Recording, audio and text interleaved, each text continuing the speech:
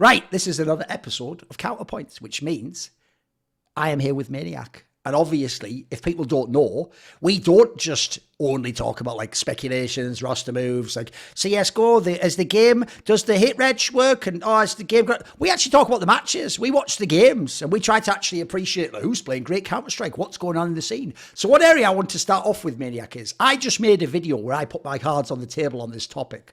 So there's two things I want to say, which is obviously at the end of last fall finals, FaZe is not only done because Twists is gone, but that streak is over because they lost in the final. And by the way, one, thank you. I'm actually so glad they lost there because as a historian, it would torture me if you just broke the lineup up and I never saw you lose. Imagine if they kicked Fifth Laren when they were 87-0.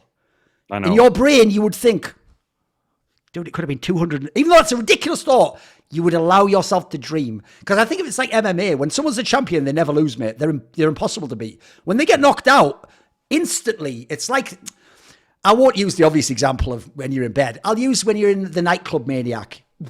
You're in the zone, it's fun. And then all of a sudden, it's 3 a.m., isn't it? You know what they do? They just throw those lights on, turn the music off, and you're like, it's almost like that record scratch in a Hollywood movie, like, and suddenly, you're just like, whoa, I need to go to bed. What the fuck what am I doing up so late? I'm drunk. Holy shit, I thought these people were all cool. We're all just like fucking zombies. Like, let's just get a pizza and go home. But 1 second earlier, it was fucking, oh my God, we could dance forever. Oh, what's that? After party at your house? Yeah, we're going to gyms after this. You know, like it's never ending, is it? You keep the party going. So first of all, I'm so glad that FaZe win streak has ended. But secondly, I made a video where I sort of demystified the streak and showed things like, basically, it's not actually that crazy a streak even in CS history. Like, first of all, one was an online tournament, take those off. Then of the 13 wins, once you take the online tournament off, the real problem is, look at who their contenders are at the events, right? Here's the quick rundown, Maniac.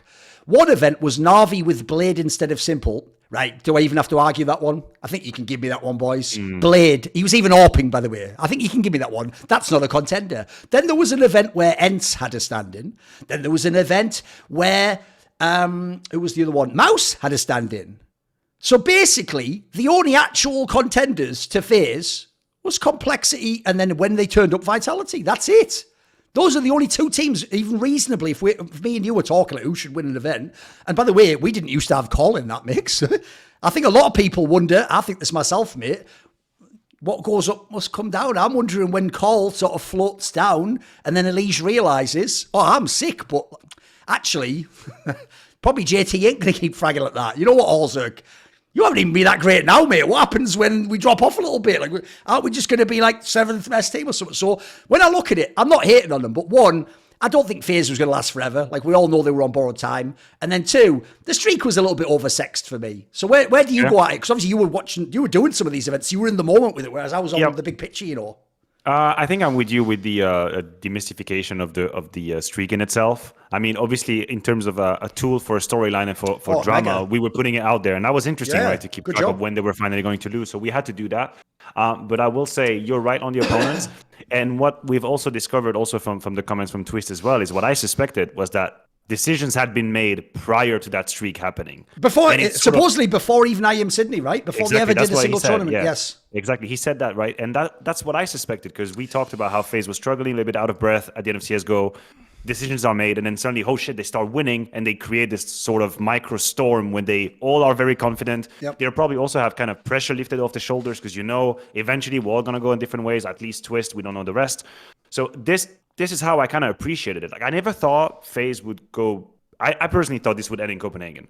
I couldn't tell you it was going to be Vitality beating them. That's way too good for my Vitality fan heart. But anywho, I thought Copenhagen might be the point. And I think they made the best out of what they had at the time, which is a group of people, not a whole lot of pressure. Some individuals popping off. I think Rups helped them massively with that kind of impact. Rain had a couple of moments where he individually might actually have played for his contract. He might have actually played for the next few years to come, because we know he can have these pop-off moments. Yep. And it's always when people doubt him, you notice. That seems to even be part of the factor, doesn't it? That's quite incredible. And I'm really going to follow Rain's performances in the next few tournaments, because I do believe that Counter-Strike 2 fits him a lot. I think the game fits him, the playstyle fits him, the aggression and the peeker's advantage fits him, because he's a very aggressive player. So it comes to an end. I'm okay with Twist moving on. I'm okay with that. I think at some point you have to respect people's agency and their ability to make your own decision, whether or not you're on a winning roster. If you want to go a different route, then just do it. Like, you only have sort of one life, one career. Might as well follow it. Now, they bring in Frozen.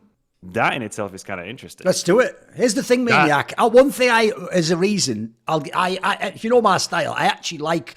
Partly it's because I'm autistic, but it's actually how we learn. We verbalize what we're saying and then we hear it back and we say, does it make sense? And it makes our structure internally does make sense in the real world. So I always tell people what I'm doing as I'm doing it. One of the reasons I actually wanted to do a show with you is I got really bored of this fucking trend that I had to do on all the shows I host, which is because I'm not just a host, I'm also someone participating. If I go first on every topic, I am too big a personality and a presence. I'm not trying to be. I want the little guy to just give his take and disagree, but they won't do it. They'll battle me. I actually know that even though you might be gracious in how you say something, if you disagree, you'll disagree. You'll have your own take. So normally I always say I want them to go first. So I'll just give you a couple of thoughts on the Frozen FaZe one. I actually think low key, it's almost the best move you could do. Look, if you actually had no limits, yeah, I would just get a guaranteed one. I would get Magus. You can come over. Or the joke is, does NiKo want to play? And there's a lot of players I could pick today that would be insane. But of people that are available, I can't think of anyone that's better. And the joke is, I think it's actually a rare move that's good for everyone. Because for FaZe, I actually can see him fitting this role immediately. I even think similar, enough roles to make it work. Then there's the whole, he's worked with Carrigan and Drops. But guess what? They're the two pivotal players of FaZe, so he's going to fit in. And then the last angle I'd even give is, this is why, unlike MOUZ, because MOUZ's doing that thing, which, to be fair, we've all played this game, you pick a few up-and-comers, and you're going to ride them till the top. Now, look, I just happen to have a pretty good eye, so my up-and-comers were Device, Simple, NiKo. You know what? Sometimes, some guys have to have all the luck, Maniac. Other people, they might pick World Edit. You pick a name, Shiro. There's people pick, and sometimes they hit, sometimes they miss, sometimes they don't all go. But what you do is, you're picking them when they're not actually yet the best player, but you can see it, and you're trying to keep people aware. This can happen. Give him space, let him grow. Frozen for me was that player. But the difference is, I've always said, he's still that far from where I actually want him to be. I think he can be a top 10 player in the world. Right now, I'd probably say he's top 20. There you go. There's a comfortable range I can put him in. And the problem he has is, this is how I know he isn't NiKo.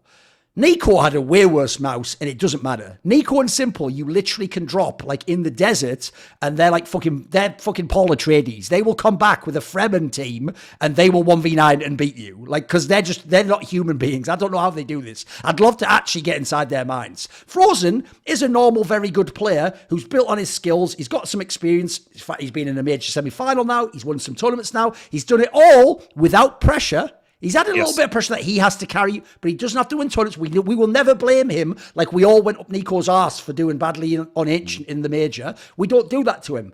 But that's why this is so good a move for me, because I can't be sure he makes it and he becomes a top 5 player in the world. But now's the time he gets his chance, because now the pressure is here. Now you can turn that dial up, mate. Now he actually has to play as good or better than Twists. He has to win things now. So I love that, because I actually think he's had his chance to grow. He's had his chance to fail. He's had ups and downs. By the way, he even maybe had a breather from the online period. He was still very young then. Maybe I think he was 17 back then or something. He's 20 or 21 now. Now is the perfect time. Let's see what he can do. This is a beautiful thing in a sportsman's career. This is basically, he's at Juventus now, Maniac. He's at Barcelona. Yeah. He's at the Man City. Let's see, can you be the best player you can be? So I love this move. I have no negatives. Do you have any knocks on it? Is there any angle you're questioning?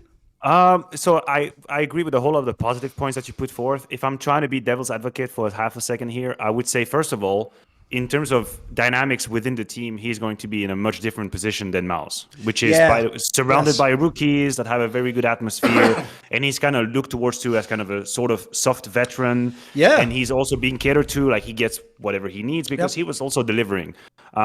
I also think it's completely ridiculous to put him in any conversation with NiKo's of whatever. Currently, I think it's ludicrous. He's far from that.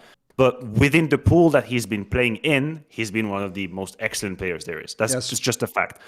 My problem is twofold. First, as I said, it's a whole completely different dynamic and different kind of pressure when you put on the FaZe jersey. You're not in MOUZ anymore. In terms of prestige, that's behind the jersey. That's something different. And also, there are a couple of coherence in the positions that he played, because I think when you replace Twist, you don't need to have someone overly aggressive. And Frozen is not overly aggressive. Frozen can be passive. Frozen can wait for the game to come to you. And Twist had a few of these positions on the CD side. But on the T side, I mean, Twist was never really catered to. Like, no. If you look at the game plan, and this is one of the reasons why I personally value Twist quite a lot, is when I was watching FaZe play, he was rarely set up to shine. Like, listen, buddy, I'm going to give you a couple of utility. You're going to have to go this path. Good luck to you. Think about the crazy plays he's made. The mini drop in Cologne in the best of 5 where he drops in there. That's just a strategy. He's leading the charge. He gets a double kill. So Frozen is going to have to provide that kind of impact without being like a very comfortable second wave of attack where you kind of just trade in your way and you end up in the clutch. So this is going to have to be Frozen showing us he can do something that I don't really suspect right now. I think in MOUZ is in a very, very comfortable position, and he's delivering. So there are still a couple of by the way, there's a concept I've got for you. I don't know how much you followed the NBA, but the NBA specifically, because you take lots of shots, is the one that has this concept. They call it the green light. Basically, the problem is this. If you're in like Na'Vi, the only one who has the green light is Simple. He can do whatever he wants, whenever he wants. And the point is, even if it's wrong, if we all play around him, it's right. That's how good he is at the game. In MOUZ, I agree. Frozen definitely had the green light. It was the most obvious one. He's not going to have that. He's on the amber sometimes when he's in FaZe Clan, you know. It depends on the situation. It depends on the call. Hey, tell you what, if the other players, if Rups is popping off, you might not have the green light at all this map, mate. And listen, I just realized there's a narrative to this that is really interesting, and we're gonna have to follow from like a psychological standpoint. I'm taking you back to the MOUZ days when Frozen and Rups and Kerrigan were playing together. At that time, I thought Frozen choked a couple of games in very high situations. Yeah. He was very young. Granted, he was very young. He was 16. We forget how young he is even now. At the time, he had a few moments where I thought, damn it, like this could have been the moment where he would strike and that team would, I mean, they won a couple of trophies, the old trophies here and there, Pool League over there. But he had moments where he kind of shook a little bit. And now I'm thinking, in what kind of mentality is he now that he returns with Rups and he returns with Kerrigan? Like he's got something to prove. Right? He's like, hey, listen, this is the path I've been on. Like I'm not the same kind of player now. So it's going to be really cool to see how he's behaving in there. But if we trust in Kerrigan's ability as a leader, I think Kerrigan can just take him in and like help him like be comfortable in the setup that he's going to put him in. And I think this kind of core of Rups, Frozen, Kerrigan is an interesting one now. You put on top Rain, that's kind of delivering. I'm going to be real. Brokey is kind of the only one I'm sometimes questioning in that FaZe roster right now because he had a huge pop-off at the very beginning of CS2. I think it was Sydney, dramatic pop-off. And then like kind of hit and miss. Like hot and cold. I never really know what I'm going to expect from him. And I don't know if I just have to come to terms with that's his play style. And he is just, in essence, an inconsistent player. A bit streaky. Yeah, very streaky. I mean, the lows aren't too low. Let's be real. His lows are still very much decent. But I still struggle to put him up there with players that I know every single meaningful series are going to deliver, I don't know, 15 to 20 kills now if we're talking about. Dude, here's how I know that everyone agrees with you. They just don't say it. Because if this is one of those thoughts that they didn't think. You know that concept, you might know this, there's a story of Sherlock Holmes. It's called The Dog That Didn't Bark. And the way he solves it is there's supposed to have been a guard dog in this area, but he figures out if there had been a guard dog, it would have barked and people have been alerted. And therefore, since that didn't happen, the dog wasn't there or, you know, someone fed the dog food. So, like, it's the same concept. Here's how I know, even when he has those 1.25 ratings and wins MVP, here's how I know no one actually does believe that Brokey is like a top 5 player in the world. He's never in a top AWP discussion. He uses the AWP all the time. I know. That means that I said, by the way, you might go, Thorin, he doesn't play traditional AWP instead. Neither does Simple, mate. Simple did use it as a shotgun, but we would all say he's pretty fucking good with the AWP, you know. So I think people, in essence, agree with you. I think he's very popular, Maniac. I think that's why no one flames him. But I think everyone knows it's like, I think even Kerrigan does, if you ever listen to talk, mate. I think everyone knows if Brokey turns up, you have a lot going for you. And if he doesn't, better work with what else you've got in the server, right? Yeah, he's kind of the definition of an X factor, right? It's like, I agree. There's going to be that series here and there where he pops off, and when he does, like it's almost like the game is over because he's got such disregard for what he's supposed to do in certain situations that he'll cross smoke, he'll go for crazy. Oh, dude, he's the modern JW. No, exactly. Yeah, that's what he is, and he's got like obviously notorious clutches in the last few years where he's turned around 1v4s because he doesn't give a fuck, basically. So that's obviously something that FaZe have got for them, but it only works because there is a very strong layer of consistency behind him that always kind of does the job and the legwork. And this is where Frozen, I mean, I'm going to be real with you. I don't even think Frozen has to prove to me that he's a top 5 player in FaZe. I don't think that's going to happen. Oh, you don't have to. No. I think he just has to not have a drop off compared to the MOUZ numbers. Not that much of a drop off. Try and remain in the same terms of range for input, for frags, for impact. If he stays there, he's going to do the job, because FaZe have never solely relied on one player to win. Yep. If anything, you could debate the Rob situation maybe currently right now, because he's definitely up there. But even then, Maniac, let's be real. The reason I also think people overrate the idea that lurkers are just it's broken. You can't lurk if there's no round to lurk on. Happy taught everyone this. If people don't know, in the French teams, eventually they just turned to Happy and said, "Motherfucker, yeah, we win these rounds, but sometimes it's just 4 of us on a site. You never engage the opponent. What were you doing on this round?" So it's the same concept. Rops could be the best lurker and clutcher ever. If Brokey and if these players don't get the kills, there's no round to clutch. So even then, I agree with you. You've got to be able to do your job within the team. You can't, but FaZe isn't just Rops. It's not Rops alone. The joke is actually, it's a mix of how they call and then how the aggressive players play, and then the ones that it's the styles all blend for me. It's one of the craziest blends I've ever seen. No, I agree with you. And if you are a FaZe member, if you're Kerrigan or Rain, some of the members that have a bit more tenure in the jersey, I do think that Frozen is an exciting signing. It's not great to lose Twist. You wouldn't celebrate losing Twist. But out of all the young players you could have gotten, he is such a delicate mix of young, bright future, but already sort of an experience. He's had a couple of stages here and there. Definitely not a finished product. I mean, it's a great signing. It's almost like a no-brainer. My only question was, would Frozen accept the offer? We even discussed that, you and I. We talked about it in a few shows back. We talked about MOUZ, their future. We even said people are going to come knocking at the door. It's probably going to be FaZe. It could be G2. And the question we had was, would they actually cave in? Here's the good news. This is what I will intuit from him taking this move. I will tell people right now what Rops himself has said, so this is all on record. Rops said he took a pay cut going from MOUZ to FaZe, because I can tell you behind the scenes, he was the big dog. They paid him the big money, and then the others were on the lesser. And I imagine it must be that in MOUZ, because the others are academy players, so they must be on the ENCE money. And then I would imagine Frozen, if you're smart, is the one that gets the 28k or the 30k or whatever, right? So there's a world he might have, one, given up his star spots. Terrible if you want to just be popping off and everyone to tell you it's not your fault. 2, you might have given up more money. Remember, no one knows what FaZe is at. This is being bought by that team and no one fucking knows the future. And 3, you got a lot of pressure. You're walking on a team that wins tournaments. You're replacing a guy, by the way, who's won 2 Grand Slams in a fucking major. This is a great sign for Frozen, because what it shows me is this Maniac, he doesn't want to be the big fish in a small pond. He wants to go, can I actually be NiKo? You know what I mean? What is the limit to my game? Because you always think that if you're in those teams, even if everyone tells you, I've said it a million times in after parties, but you played great, it wasn't your fault. And you're sort of yeah, but it's not the same. I want to actually have the chance to win. I don't care that I played well in a loss. By the way, only narcissists really think I dropped 40. Even the great players, they know they played great, but it's still a bomber. It's but I want to win though. In a way, I would give up the 10 frags to win the game. That's what everyone's saying when they join Vitality. It's look, I don't have to be the star. Can I win some tournaments though?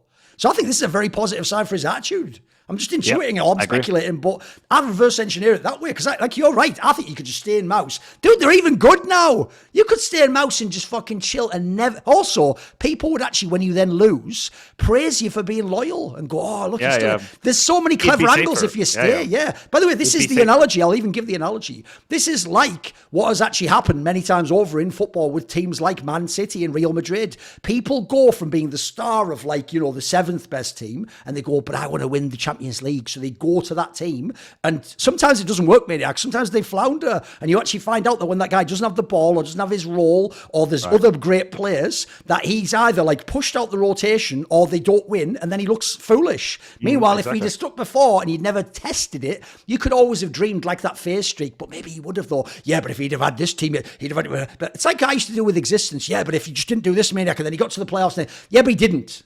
And I had to learn that eventually. Wait a minute, I just really like him. It didn't happen. I do think he was great and hypothetically, but it didn't happen. So I have to accept that didn't, and that there's reasons why it didn't, I know, and this is why it's going to be interesting for Frozen, because he's taking the ultimate risk that could lead to him sort of, I don't want to say competing the game, but getting that last step that we talk about, because he's putting himself in danger. And also because one of my favorite counter arguments where people tell me, but look at the numbers of Frozen.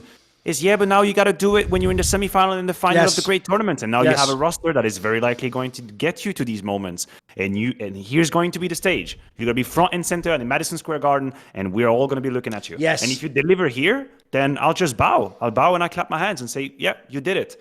But do it more than just half carrying MOUZ to a semifinal and then losing. Go out there in a FaZe jersey, do it, grab your title, have a good performance, and this is where this is going to be the last step that I still refuse to give to Frozen, even though I value him extremely highly as a player. That's now this is also why the joke is, before ZywOo won the major, if this show had existed, I could easily, guys, have talked Maniac into actually sounding like he was downplaying ZywOo. You won't believe that, but here's why. Because Maniac has followed enough events like I have, that you know one of the cardinal rules of competition is what I just said. You don't, look, I can say I think you could do this, but I can't say, like, put it this way, Fallen won 2 majors and I think he's overrated.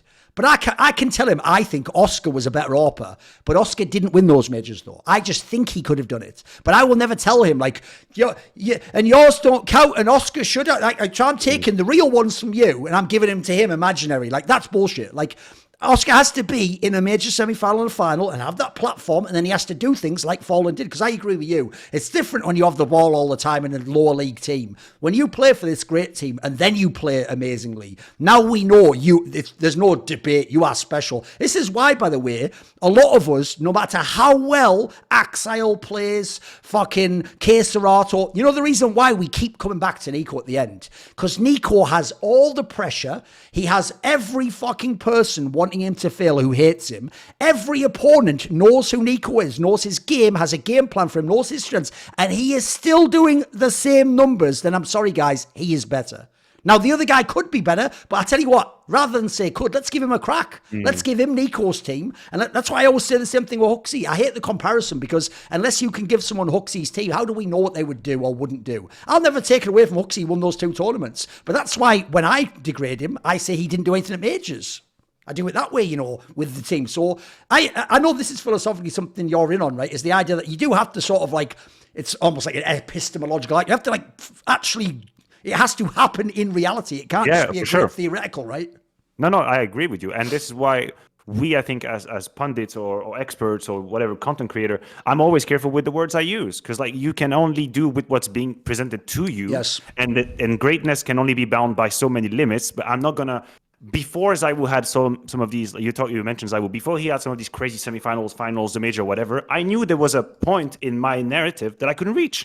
Yes. It was wishful thinking. Thinking. I said, I wish that he would do this. I think he would be able to do this, but I could never go further than that prior to him to actually doing it. By the way, I've never put this on record, Maniac. Obviously, I did point out, because I'm the historian, that he did have a pity pat run and he faced some very easy opponents, but he still did do it when he got there. When he got to the final, he still did, at the end, come alive, carry, and be the best player and win the MVP. So when he did that, this is where I'm different, because I'm not like a super fan, I'm not French, obviously, is that's the moment I'm appropriately supposed to say, now he is on Simple's level. Before that, I'm actually supposed to, as someone who has no biases, and I'm not French, I don't have to believe he's good. I'm supposed to say he's not, listen, he's the best in the world, but he ain't Simple yet. I know to a fan it sounds like we're just arguing over nothing. No, dude, what we're arguing over there is everything. That 0.1% is everything. I know, and you have to imagine, like, my position is from a philosophical standpoint is my position is very weird, because I have an obvious like emotional attachment to the player. Nobody's going to debate. I don't debate it, but I still try and maintain a line of intellectual honesty. So I'm kind of, sometimes people are trying to pull me in and like, oh, look, Maniac, look what they're saying. What the fuck? They're talking trash about ZywOo. I'm like, that's not my problem. Like, I'm not leading the fan club of ZywOo. That's not what I'm doing. I'm paying respect to what's happening here, and I'm wishing well to a player. But that's it. There's lines I won't cross because it's not supposed to be done. And sometimes I find myself kind of between a rock and a hard place where I'm like, wait a minute. Like, can I just please appreciate the guy while being intellectually honest? Like, is there a world where I could do both? Or do you just want me to be completely stupid and say, like, it's like when I made my tweet saying, like, ZywOo is not the GOAT. And like, people are like, what do you mean? I thought you were like that's not connected. Yes. It's not connected. I can remain fair in my assessment while being a fan in the grand kind of meaning of the word of a player. So that's the line I think we try. Oh, mate, right? I know exactly what you mean, because I always say it like this, because this is why I, in a way, look, on Twitter, I'm dealing with the most obnoxious person, so I will incredibly be dismissive. I don't give a fuck about someone. Why would I have to be polite to someone who's just being rude to me and dismissing all my opinions? If I actually am talking to you, I'm not going to behave that way, because we're having like an actual intellectual discussion where we have a space we can talk about this topic. So whenever I actually think of those things, we aren't having the level 1 first thought about the topic. We've spent years thinking about these topics, and we've had all the updated things and new information and things. So as a result, one of the conclusions I've come to is you've got to separate who you want to be the GOAT and who is the GOAT. So I'll give you an example. Everyone knows, you can't help it, I retweet him all the fucking time. I'm a massive Kobe Bryant fan. I was my whole time I was following basketball. And I could make an argument, I bet I could make a better argument than anyone, that he was the best player ever. But I don't actually think he was. I have always had Michael Jordan as the best player ever. I watched both of all of their careers, and I've just never seen anyone play basketball as well as Michael Jordan did. He was just the best player in every sense. Like I almost can't like find a true flaw in his game. Now, if I'm saying that, Kobe's there, right? But just because I like him more doesn't mean it would overwrite all my analysis. And suddenly, like, I make him better. And by the way, what's wrong with being the second best? What's even wrong? Here's one that'll blow you, man. What's wrong with being top 5 to ever pick up a basketball? Bro, that's not even a diss. What are you talking about? Only 4 people ever in the history of a game were better than you, debatably.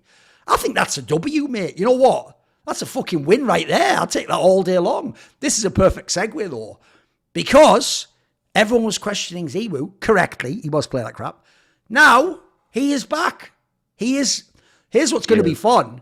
Now, we have a really fun battle, dude, because here's 3 names. We all know them as well. ZywOo, Rops, Elige. I can't. This is, while I'm waiting for the rosters to fix, I'm just going to focus on these stars, because these 3 guys, you put them in a server, mate, I almost don't even want to say who's going to win. I want to be like a great UFC fight. I just want to watch the fight. Give me my popcorn, mate. Fuck, I don't even know what's going to happen. This could be sick. Like, I love that we've actually got it's not just stars. These are people we already know were really good.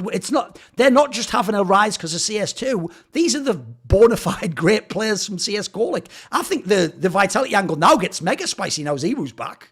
Oh, definitely. They might be the number 1 team. Right now, I think it's probably a fair with the FaZe change. Yeah, I think it's a fair claim to make currently. Also, you have to imagine there's so little tape about Vitality with Mathieu. I'll be careful, and I won't just put them on the throne just because I like them. But I think there's a claim to be made. I will say, I would disagree with Rob's, Elige, and ZywOo being exactly in the same basket. Because if you think about CSGO, neither Elige nor Rob's were at No, I mean in CS2, mate. Sorry, I meant like specifically in CS2. Exactly. Right, okay. So now, okay. I think Rob's and Elige both have but a relative uptick in their performance now in CS2, and they're leading the charge at one of the best players we have out there. Definitely. ZywOo had a very tumultuous transition to CS2, although I will say he was also changing rosters in his team as well. I will say. I think for the sake of narrative and for the sake of drama, we completely overblew the 4 maps ZywOo played in Sydney. Here's the giveaway. I'll do the opposite to Brokey. I'll give you the fair is fair. So in the same way as I said, no one scrutinizes Brokey as the best AWPer, right? Here's how you know ZywOo is a GOAT candidate. Because if he plays one map badly, I start going, what's going on? Everyone else is allowed to have a fucking 3 bad tournaments. Like, he's not allowed to have 1 bad. And by the way, he isn't. And I'll tell you the reason why. You know why? Because we've all seen when Snipe to Die would make the 1.5 hour simple highlight movie of when he was the number 1 player each year. Like, the guy really almost never did have bad games. The joke is, I've almost memorized them all. There's one against FaZe at Epicenter. There's the fucking FaZe at Strat. The joke is, I actually can remember better the games he played really badly because it was so rare. I have a hard time, mate, thinking, what was Simple's best series ever? It's like, how long have you got? I'll probably need to go watch 100 VODs. So this is how you know that even I think ZywOo is a GOAT candidate. Because if anything goes wrong, it's panic stations. I'm not waiting 3 events. I'll need to go, where is he? Where's the best player? It's really worrying. The level of scrutiny was kind of crazy. And I'll be real, as a fan, I was worried when I saw what happened in Sydney. For multiple reasons. First of all, there was no guarantee one player would 1-to-1 have the same level from CSGO to CS2. There was no guarantee, and we've already had the cases of players playing better. So it's a proof of concept that the level of players can be different from a game to the other, and we don't know in what direction. So there was a realistic world in which ZywOo actually decreased in level when it comes to CS2. Maybe he didn't like the game. Simple literally just fucked off the game. Simple literally said, I'm not playing this CS2. This is not my shit. Not for now. I need some time. Literally, the GOAT did that. So that's the proof that you need here. ZywOo had a troublesome Sydney, but again, holy shit. 4 maps, 2 of which are against FaZe, 3 of which are against FaZe when FaZe start the streak. And on these numbers, we completely like overblew it. Like it's over. Oh, of course, yeah. ZywOo's washed, whatever. So when he arrived in Copenhagen, I thought there was a whole lot to be proven, to be corrected. But here's the truth, and this is where I'm trying to be fair as well. Had he failed in Copenhagen, I would have been the first one to say, holy shit, we have a problem. Yes. There is a situation. There is a situation for multiple reasons. First of all, the time between Sydney and Copenhagen. The time between was the moment that if he was going to go back to his incredible level, he would have enough time to kind of get himself in touch with the game. And I even thought, and this is off the record, but I even talked a little bit with the Vitality guys, and they told me he actually made the conscious decision to play with the AWP, practice, face it, whatever, all these moments, even though it might not have been the most comfortable thing. You know, playing with the rifle, much more comfortable. Right. When CS2 came around, most oppers were not exactly happy with how it was. So I would say, I need to play with the AWP. Like I need to be able to yield it here and there. So his progress from missing shots in Sydney to having actual ZywOo moments with the AWP in Copenhagen, that in itself to me is like a huge tell. It's a huge tell. If he's actually capable of having the AWP with that kind of impact, he's always had the rifle. ZywOo's always been, by the numbers, he's always been the most hybrid, high-level AWP that we have. The numbers don't lie. If you compare them to Simple, to Device, to Shiro, to Brokey, he's the most hybrid out there. So that part of his game was always going to be there in CS2. The question was, can he actually dominate the AWP? Looks like that's the case in Copenhagen. If that stays the case, he's going to continue fucking riding on the throne. Like if that stays true, we'll see in Abu Dhabi. It's coming around the corner. They're qualified. If that stays, I think he's up there. Here's the other angle narratively that's so satisfying. As you say, the failure began with FaZe, the best team, and it ended with FaZe. I know. Because, dude, I was even going to tell people this. This is where I know people miss things in the game. I know they're all telling me I don't understand the game. Some of you were just seeing highlights. You're just watching scores. What are you doing? Like, if you watch that game, remember on the second map, Nuke, FaZe looks like they're actually going to win this convincingly. Remember, they're up at like 6-7 T rounds early in the game before the half's even over. In MR12, guys, that's over on Nuke. This is fucking a CT-sided map.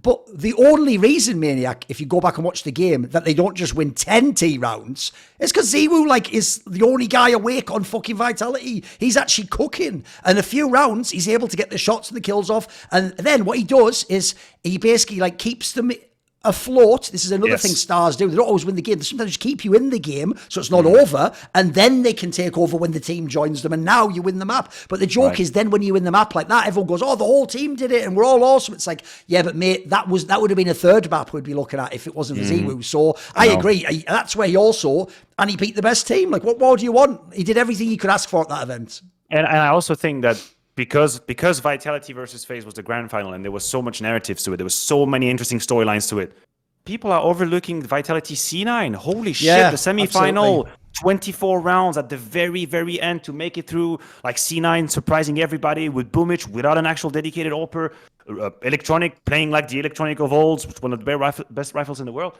And in that game, ZywOo actually puts together like a best player in the world performance. Like literally, like he's miles ahead of everybody. And it's a tight best of 3 games.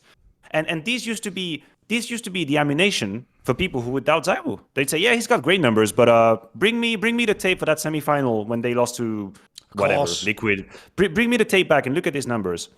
These are the moments. Like, he had a fantastic series against Cloud9, and that was I was on the desk watching the last few rounds against Cloud9, and I thought they would lose. I thought thought C9 had it in the bag. I thought they were going to the grand final, and then this crazy shit happens, like the grenade in the smoke of the window, double team. It's like, holy, okay, this is it. Like, the craziness has happened again. So obviously it's got me very hyped up, but I would exert the same caution I've ever done, and we'll see where it goes from there. But for the ZywOo fans and for the Vitality fans, yeah, extremely good signs coming out of the camp. I'll tell you one detail no one's picked up on Maniac as well. Yes, I agree, the AWP isn't as good. But first of all, IEM Sydney one was the one where there was the total desync on the fucking visual thing, right? This is where those devs have got to shut the fuck up. You can't be like, no, it's not actually broken. It's just that it just doesn't register where your eyes are. Like, Are you listening to yourself, mate? I'm talking about the best players in the world. Like, if they're telling me that means they can't aim, I believe them over aiming on what you're telling me about the engine. I'm sorry, I don't care about that one, So then, how about this angle, though? Dude, Fallen is not even close to the best AWPer in the world. Spoiler. That's not really a controversial statement. But as you saw, like that clip everyone's loving on Reddit, there are ways you can get the AWP kills without what we did in CSGO, like when Quiquerez was shooting at the top of Mirage in that smoke so that then Fallen could get a split second to see a guy, then kill him. It was a free kill. Stuff like that. This is also a thing I think might be a change, Maniac. I don't know if they'll fix the AWP. There's still a bunch of issues with it. But I'll tell you what, we did, because it was so powerful, it did become a solo weapon. That's what the selfish player went and did what he wanted with. Maybe you have to just play around the AWP. Now, as someone who comes from the French scene, I've watched Danish Counter-Strike forever. That's not a new concept. This game isn't like Americans where they just have their star AWPers as what he wants. Maybe you have to just work around him. Maybe you have to set him up. Maybe you have to put him in a position, use utility, and maybe then the AWP becomes dominant again. Who knows, right? And so I'm thinking of someone like ZywOo, mate. When I see shit like that, if I'm Apex, I'm like, bro, if they can do that for Fallen, let's do that for ZywOo. Let's get him all these free kills and free angles. And also, think about the fucking danger. Now you can't even peek top mid when it's smoked. That's not CSGO, but we're not in CSGO. So these are the things I think people are missing. Like, there's a lot of downsides you can complain about with the game, but there's also, these are like the areas where, like, dude, this is like the low-hanging fruit. You got to grab it. You got to take the advantages. Yeah, definitely. And this is, again, where it's so interesting in the first few months of a game, because we'll very quickly distinguish between people who just stop at the first hurdle, the first obstacle, and say, you know what, screw this AWP, it's not working, and the people who try and come up with ways to still utilize it. And I agree with you, there are definitely different and more creative ways that you can use the AWP now to find kills, but there is a reality as well where AWPs have to be kind of not comfortable with, but accept the idea that you cannot just hold lines to punish people. Like, the amount of AWPs I've seen being picked by rifles and white swinged into oblivion, which didn't used to happen, right? We used to have AWPers who would just lock an angle, and I think Device is the prime example. Like, if you were to study a demo of Device in CSGO, what he would basically do is he would decompose angles geometrically, and just, you basically had to step into his crosshair, he would kill you, reposition, kill you. Now in CS2, if a rifle comes your way and with the intent to peek you, you will get absolutely destroyed. So for AWPers out there, yeah, there is a need to reassess a little bit how you're playing, be a bit more mobile, maybe ask for a couple of utils here and there to actually peek people instead of just waiting for people, and then we'll see. But I agree with you. I think it fits ZywOo's style as well. I don't really think ZywOo's ever been just a stationary, I'm going to hold this angle for 2 minutes kind of AWPer. No, he's out there. He likes to move as well. So you just need to have the team come up with tricks and have these tricks be coherent with the rest of the setup. So yeah, definitely. That's exciting for the game. I like it. And by the way, I'll give some more. Are you ready? Some vitality praise, so everyone's going to lose their mind. Even though, by the way, it just shows how these people don't know the behind the scenes of the game. Like, I'm friends with Apex. The joke is, I might say Glave's better. Glaive wouldn't fucking piss on me if I'm on fire. Like, I don't know that guy. I know him a little bit, and he's a very intense individual who keeps to himself. Like, he's not my mate. I'm not picking him because they're my mate. So what people won't get is this. Dude, I actually give this version of Vitality as a team more credit than the ones that were winning before. Because the ones winning before were a guy doing 1.3 rating and doing all impossible shit. And by the way, just the clutches alone he would win. It's like, they're supposed to lose those games. That's why, by the way, anyone who goes, stop talking about star players. No, superstars can steal games. Even they're not supposed to win that round and they still win it themselves. The modern day team, there's no Zonic, there's no Magisk.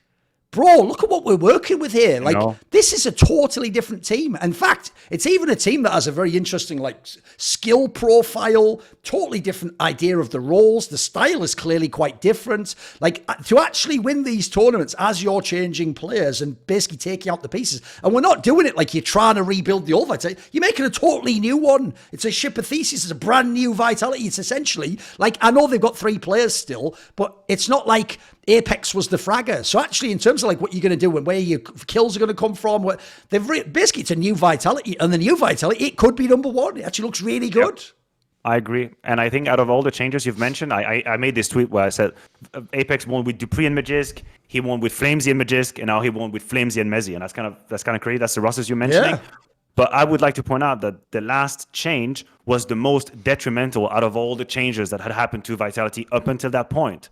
Like, when you bring in Spix, you're thinking, Kaching, like that's it. Yes. Like we brought this guy, huge pickup, incredible player. When you bring Flame Z, like okay, Dupree's maybe sort of on the end, skill wise, we're not exactly sure. We're getting this guy for free. He's a mega skill player, amazing. But then how do you spin losing Magisk into a positive narrative? You don't. There is no positive narrative. But I think they were very genuine and honest. At least Apex, some of the statements we've seen out there, there was no attempt to kind of spin it into, no, actually, you know what, that's awesome, we're going to be great. No, they didn't do that. They just said, you don't replace Magisk. So yes, that's a rough situation, and everybody's going to have to do a little bit more, and it's going to be tough for everybody. I thought they were very genuine and honest about it. And what I saw in Copenhagen was the realization of that idea, because Mezzi did not replace Magisk. If you watch both POVs of the last tournaments, it's not a one-to-one. Mezzi individually had a relatively complicated tournament. He was a little bit fragile, but you got to give him some time. But it's the rest of the roster. Flames drops, 23 kills in the first map of the grand final, like a rookie for high stakes stage games. He drops 23 kills. Spink's having great numbers. That's what they were saying. Like everyone doing a little bit more than what they used to. So now the question is, honeymoon period or actual stable, sustainable protocol and blueprint for this team? That's what the future holds for us. But no, that win has a whole lot of merit in Copenhagen. I really think so. No, I agree. I mean, obviously, look, the real problem we've had in CS2 so far is just this, right? This is why I tried to make that term prestige events, because I realized tier 1 is too fucking inclusive. There's too many teams in tier 1. That's why the joke is we don't even call them tier 2 anymore, call them tier 1.5. Like, we've got to have a thing, you know, where we grade events. So the real problem is we haven't had the big CS2 event yet, because at the moment it's going to be like Katowice in the major. That's basically the next big ones. Now, you can argue if they do a good job, rarely, they never normally have this chance, Maniac. I said last year on Hot Take Point Made, the worst problem Blast has is, you know, no one really thinks their circuit's the best because their world final isn't thought of like, no one ever said this is like a major. I say that every time Katowice and Cologne come around. So this year, they've locked out. They're going to have the first vaguely big CS2 tournament, and it is going to be Blast World Finals, just because the stakes are bigger, you qualified for it, the money, it's the end of the year. This is how you end the year as number one and all that jazz. So look, it isn't Katowice that yet, but that's what I'm also still waiting for, because for me, all these tournaments are more like, they're the medium events. You know what I mean? They're good events, but like IM Sydney isn't a Katowice. Fucking CAC, Blast Finals, they aren't on the same scale. So I'm ready for the big stadiums and all the the fucking 16, eventually when we get there, like the 32 and the planes, like. And the cool thing as well is, this is where, as much as everyone whined, this is where this sort of breather at the beginning CS2 was good. Imagine if we'd gone straight into like Cologne. Remember, dude, people were asking for that, Maniac. You remember? Please make Cologne the first CS2 event. Bro, what are you asking for? Have you never heard of the cursed monkey paw? The second you ask that, the finger curls up and you're fucked, aren't you? Then it's just going to be the most garbage event ever. You know, someone gets disconnected from a bog. ZywOo can't AWP. Fucking fly, everyone's smoke. Getting kills. It would be the worst event of all time. You'd hate that event, guy. In a way, it was a blessing that we have to wait, and then by the time the major comes, everything should be sorted by then, mate. But I'm ready now. Like I said about the rosters, we also haven't actually had proper rosters competing against each other. There's basically just FaZe Clan. We're like, lol, we didn't change anything. Everyone else is fucking their rosters up. Let's just win some tournaments, boys. We're dead anyway. So now the joke is, this was the teaser trailer, right? Now CS2 begins, mate. This is where, now we got Vitality. Now, soon, we're going to have some of the other lads. G2, it's set now. They wanted Nexa. They've got Nexa. These are the lineups. And now now CS2 begins for me, like the proper stuff, you know. This was okay before. Now we're getting the big guns out, you know. Well, I will still say, in that angle, my answer would be, there are still a few teams who we don't really know what the heck they're going to do and how they're going to look like. Who's the big one for you? Well, first of all, I refuse to think that the G2 roster currently is an end product. What do you mean? NiKo's already... Oh, shit, did I say that out loud? Oh, my God. You know the maddest thing about NiKo? NiKo cut so many people. He once cut himself from FaZe and put himself on G2. Nah, it's a joke, whatever. No, the maddest thing is, though, I don't totally believe it. And all I'll say is this, Maniac. If they'd only added Nexa, maybe I could delude myself. The fact that they have just let the coach go, something's brewing, guys. something that we don't know about. And by this, now you know none of the leakers are insiders. Something's going on behind the scenes that hasn't, I can't even quite see the shape of it, you know. I can sense there's something there, but I don't know. Like, I can't even tell. Is it the in-game leader? Are they getting a big name? Who the fuck knows? I mean, is it Saw? Is it what's going on? What is going on? The way I look at it, and I mean no disrespect, but if you are G2, there is no way the thought process is what we need right now is Nexa over JKS, and now we're going to win. I know. And I don't even mean it meanly. No, it's not diss to Nexa at all. No, it's not a diss to Nexa. It's just you can be against JKS. You can point out his flaws, but there's no world in which you are going to make a convincing case to me that Nexa is a clear upgrade to JKS. No. I refuse. I'm going to refuse that case. So now you're telling me that this is the move that's going to lead you to victory. If this is a chess game, this is just a first step. There's just a pawn is over there, two blocks up, and that's going to change 100%. If this should I give you an angle for you? You won't have heard this angle, Maniac. No one has. I like to save a few and save them for you, just so I can reveal it now. Like here's the ring, Maniac. I'm down on one knee, right? Just for you, right? No one's thought of this angle. Right, we treat G2 and Vitality and now Falcons like they all are Real Madrid, and they have like $200 bazillion, and if this play doesn't work, you get another one for $200 bazillion, and then you get this guy for $7 million, and you get this one for $18 million, and you know this guy for $30 million of it, and so eventually the money runs out. Like, we're in a world where Vitality is telling Zonic, your pay is going to be cut 70%. We're in a world where part of the reason Falcons is attractive is because other teams are operating at a budget now. I wonder, look how many moves they've made in G2 the last year and a half, dude. I would imagine JKS, when he signed last year, he'd have a good contract, I imagine. I imagine Nexa will join for much less than JKS. Even if that alone is it, even if he's a player, even if it's just to go cheaper, that could be a real move. I put it this way, that's the first thing I thought about when I saw the Vitality Mezzi move, I have to say. They didn't make a checklist and Mezzi was top of the shortlist, Maniac. But I'll tell you what, he's available. Fnatic's fucking breaking up, and I bet he doesn't have to get $29,000 a month. I bet he'll join the best team in the world for 12,000, whatever. We're in a world now where it's not just about the perfect. We're about, like, let's make the budget work and have a good team. We're doing some economical shit now too. You're right. And this is also where a team now has to have an intrinsic seduction factor for players. Yes. Because you're not just going to sign for G2 and Vitality to get 35,000 euro. That's not what's going to happen. Yep. Do you want to join that team and possibly win trophies? Well, your starting pay is going to be whatever number, 10,000 euro. I don't know the number, so don't hold me on that. But that's the fact, right? Players have to actually wish to join a team in order to compete with them, and then eventually maybe renegotiate the contract. Say, okay, I've proven my ground. I've proven what I can do. Let's revisit these numbers. But the only way I see it makes sense for G2 is that this is just one move towards eventually Nexa being the IGL once again and bringing someone else in that would be an upgrade in terms of skill. And then we can maybe start talking about it. I am not going to take this G2 lineup very seriously. Although I know there's quality. Like, whenever they roll at the next event and there's both NiKo and Mathieu on the server, I'm going to give them the respect and I'm going to pay attention to what they're doing. That's the mere minimum I can do. But I'm not going to hold them in those conversations up there. So that's G2 in a nutshell. Then you have Liquid. Oh, wait, I have one last thing on G2. Here's the other angle on that one.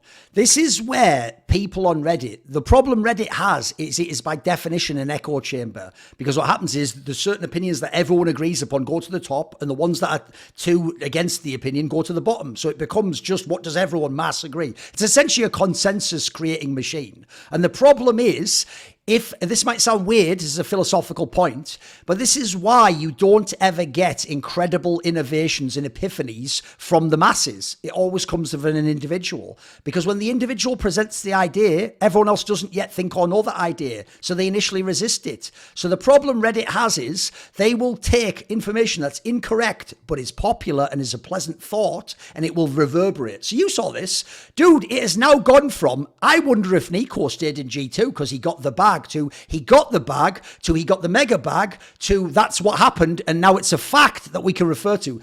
Can anyone explain to me where the announcement was that NiKo extended his contract? Where was the announcement that he re-signed for more money? Where was the announcement that he came back for money? Where was any of this? It was never anywhere. I don't know that NiKo did anything. If people don't know, you can go and Google it yourself. In May 2022, NiKo and Hunter signed multi-year deals. That means they wouldn't even be up yet. Now, maybe if it's 2 years, they're up in May of next year. Now, I don't know. Maybe they sign an extension. I do know in League of Legends, the philosophy of G2 is you always extend the star so that if he wants to leave, he has to be sold and you get your money back, sort of what you paid. So there's a world maybe he did secretly re-sign. I'll just say this, though. There's no secretly re-sign. When he does sign, you might secretly negotiate, but when he signs, you announce it as they did on the one in May 2022. Dude, the first thing you're going to brag to the world about is I just extended NiKo to 2026. One that tells every other team, fuck off or pay me $2 million. And then two, hey, guess what, G2 fans? We got NiKo. That has never been announced. As far as I can tell, NiKo has probably been chilling on his original contract. So even that one's a weird one because people make it like it's all. This is why I actually, you know what? It's funny how there's a saying in English, Maniac, it goes, politics makes for strange bedfellows. Because basically, you all like line up on a different topic, and then you look to your right, and you're like, how am I with NiKo and ZywOo? What the fuck? I'm supposed to be the hater. And so I'm like, I don't think NiKo did any of this shit.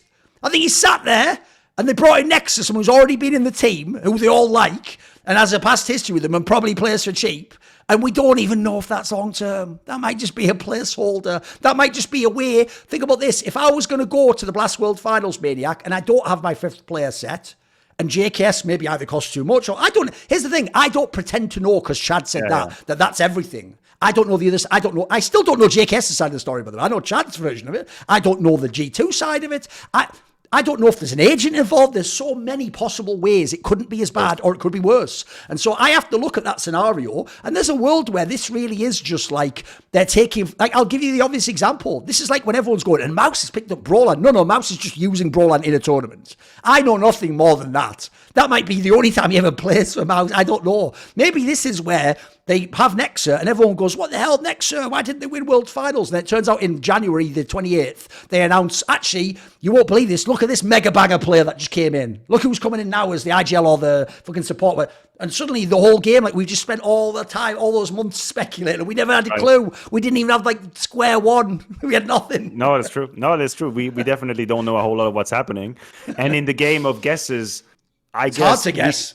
We kind of foreshadowed it as well a few episodes back where we talk about Falcons, but talk about a fucking downfall for the building of the super mega star roster. What we are hearing currently right now with NiKo on his way there, actually not staying in G2. Now, where Falcons is about to go to, that's another one of these players for 2024 that I am not ready to consider for a deep run playoffs anywhere. Like the name in itself, the difference between the first few conversations we had and the possibilities that were promised to this roster where we could actually go and how it seems like it is going to turn out now.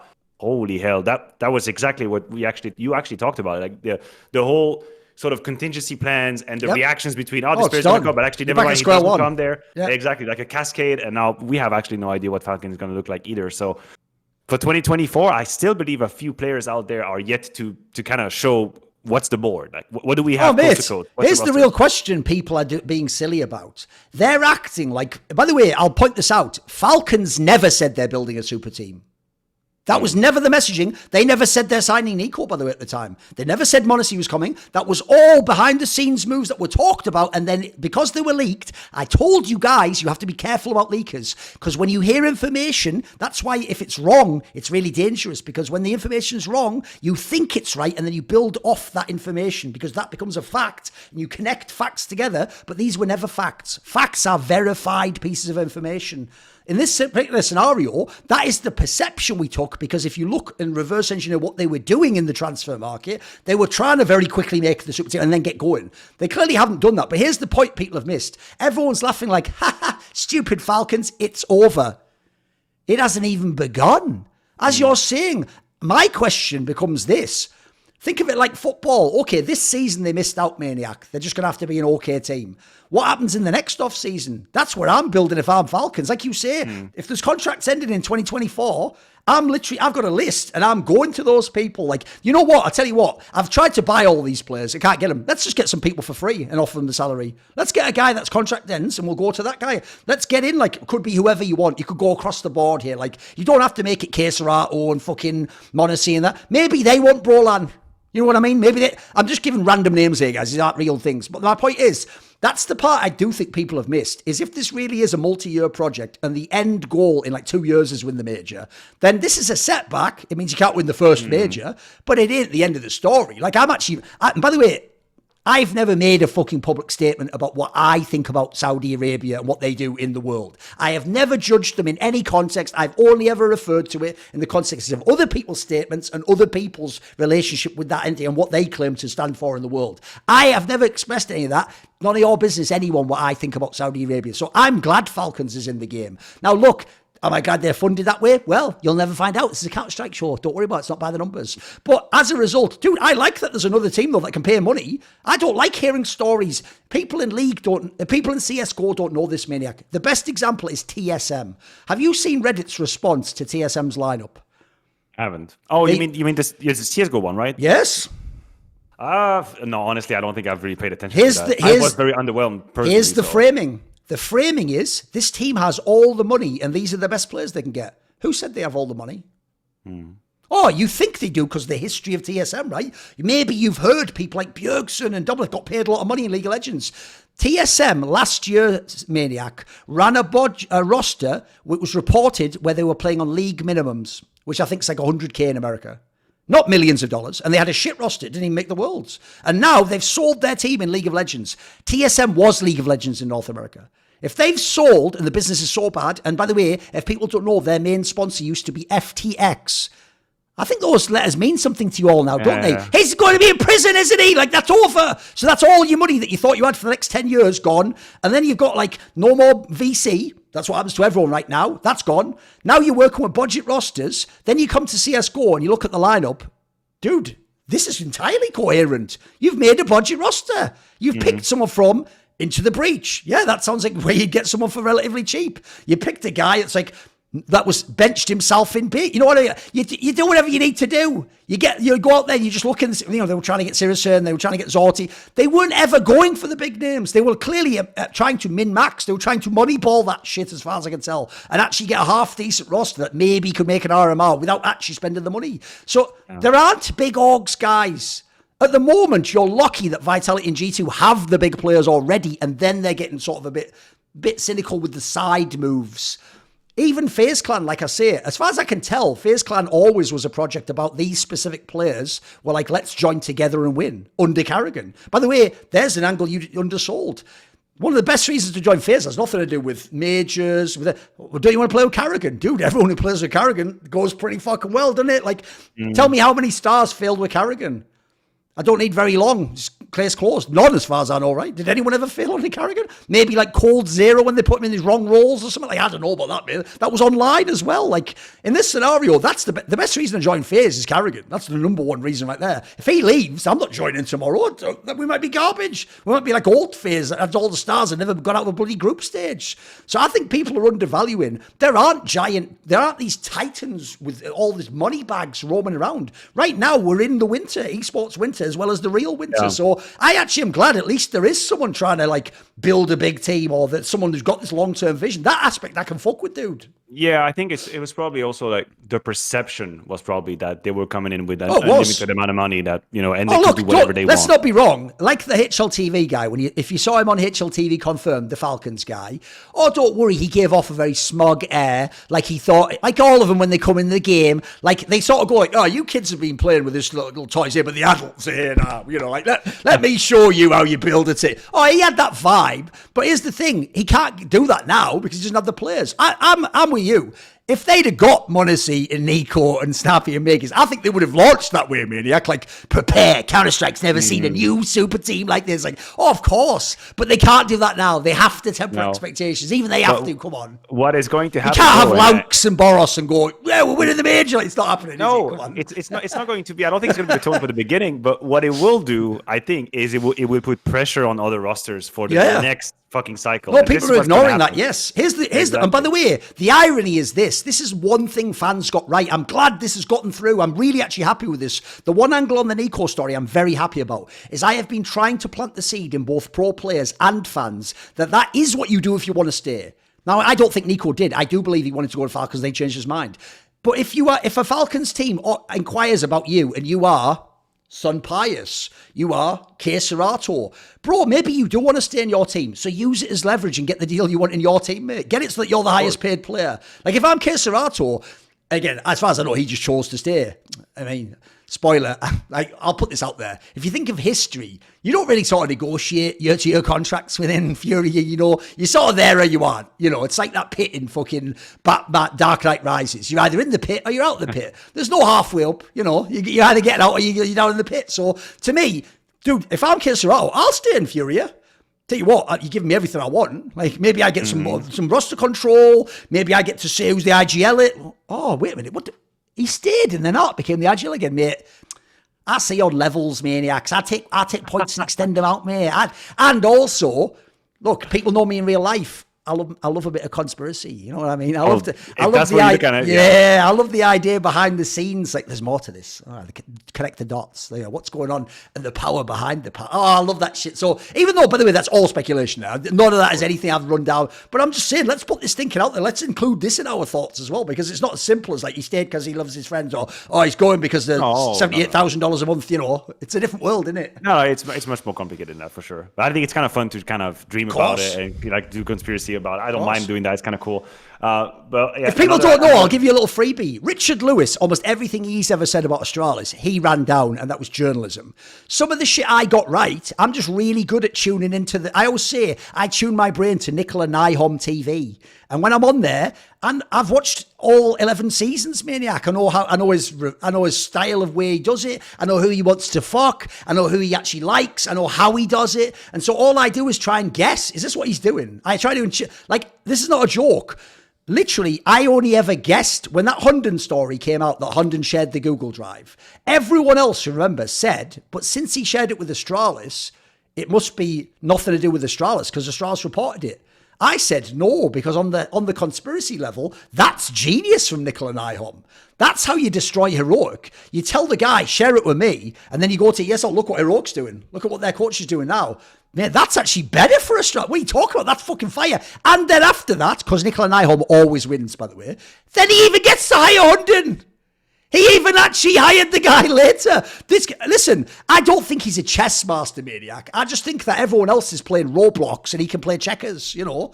But that's a good thing. Checkers is a simple game, mate. It's been solved. So once I know his moves, I think I can guess. So I'm just trying to intuit cool storylines and see if they come true or not, you know. I'm just trying to figure out how we ended up talking for Falcons so we could land on Nicola Nyholm. That's a twist. I have certain, scripts. What are the connections that go exactly to end up on this guy? Yeah, Jesus. It's like, what do you want to drink? Coke, Fanta, Sprite, right? I'm pressing Sprite. I'm going Sprite again. You know how I do it, boys. So, right, let's go back to Falcons. Here's the thing, though.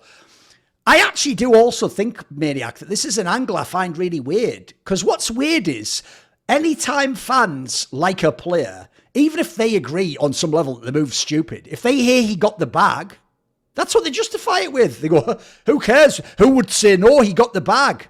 But then the same fan then goes, Snappy and Magus, idiots. It's like, well, which is it? Like, did they get the bag? Do you agree that's...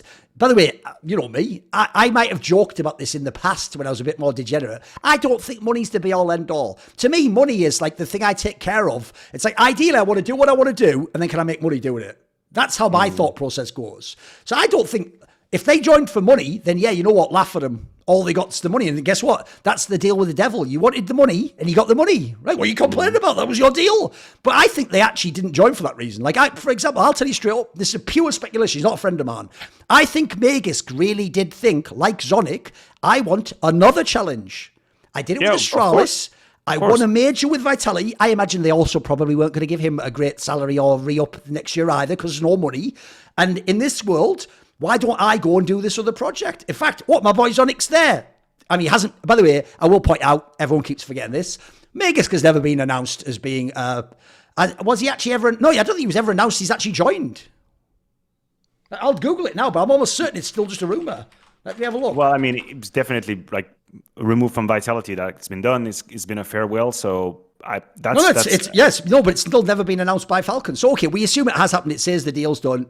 You ruined that term, fucking Gollum Ratty here, you did fucking ruin the done deal. I used to love when it said done deal too. Now, what does it mean? We don't know. All we know is it might be a done deal, which doesn't really work for saying done deal. It's okay. But the point is, he's technically never been announced, but we're assuming he's joining Falcons, right? By the way, I don't blame him, Maniac. Maybe what he wants to do is do a totally new challenge. And by the way, imagine if they do build up this lineup I'm talking about. Imagine the first major of 2025, Magisk wins, and he didn't just go and join the best team and get to win a fifth one that way.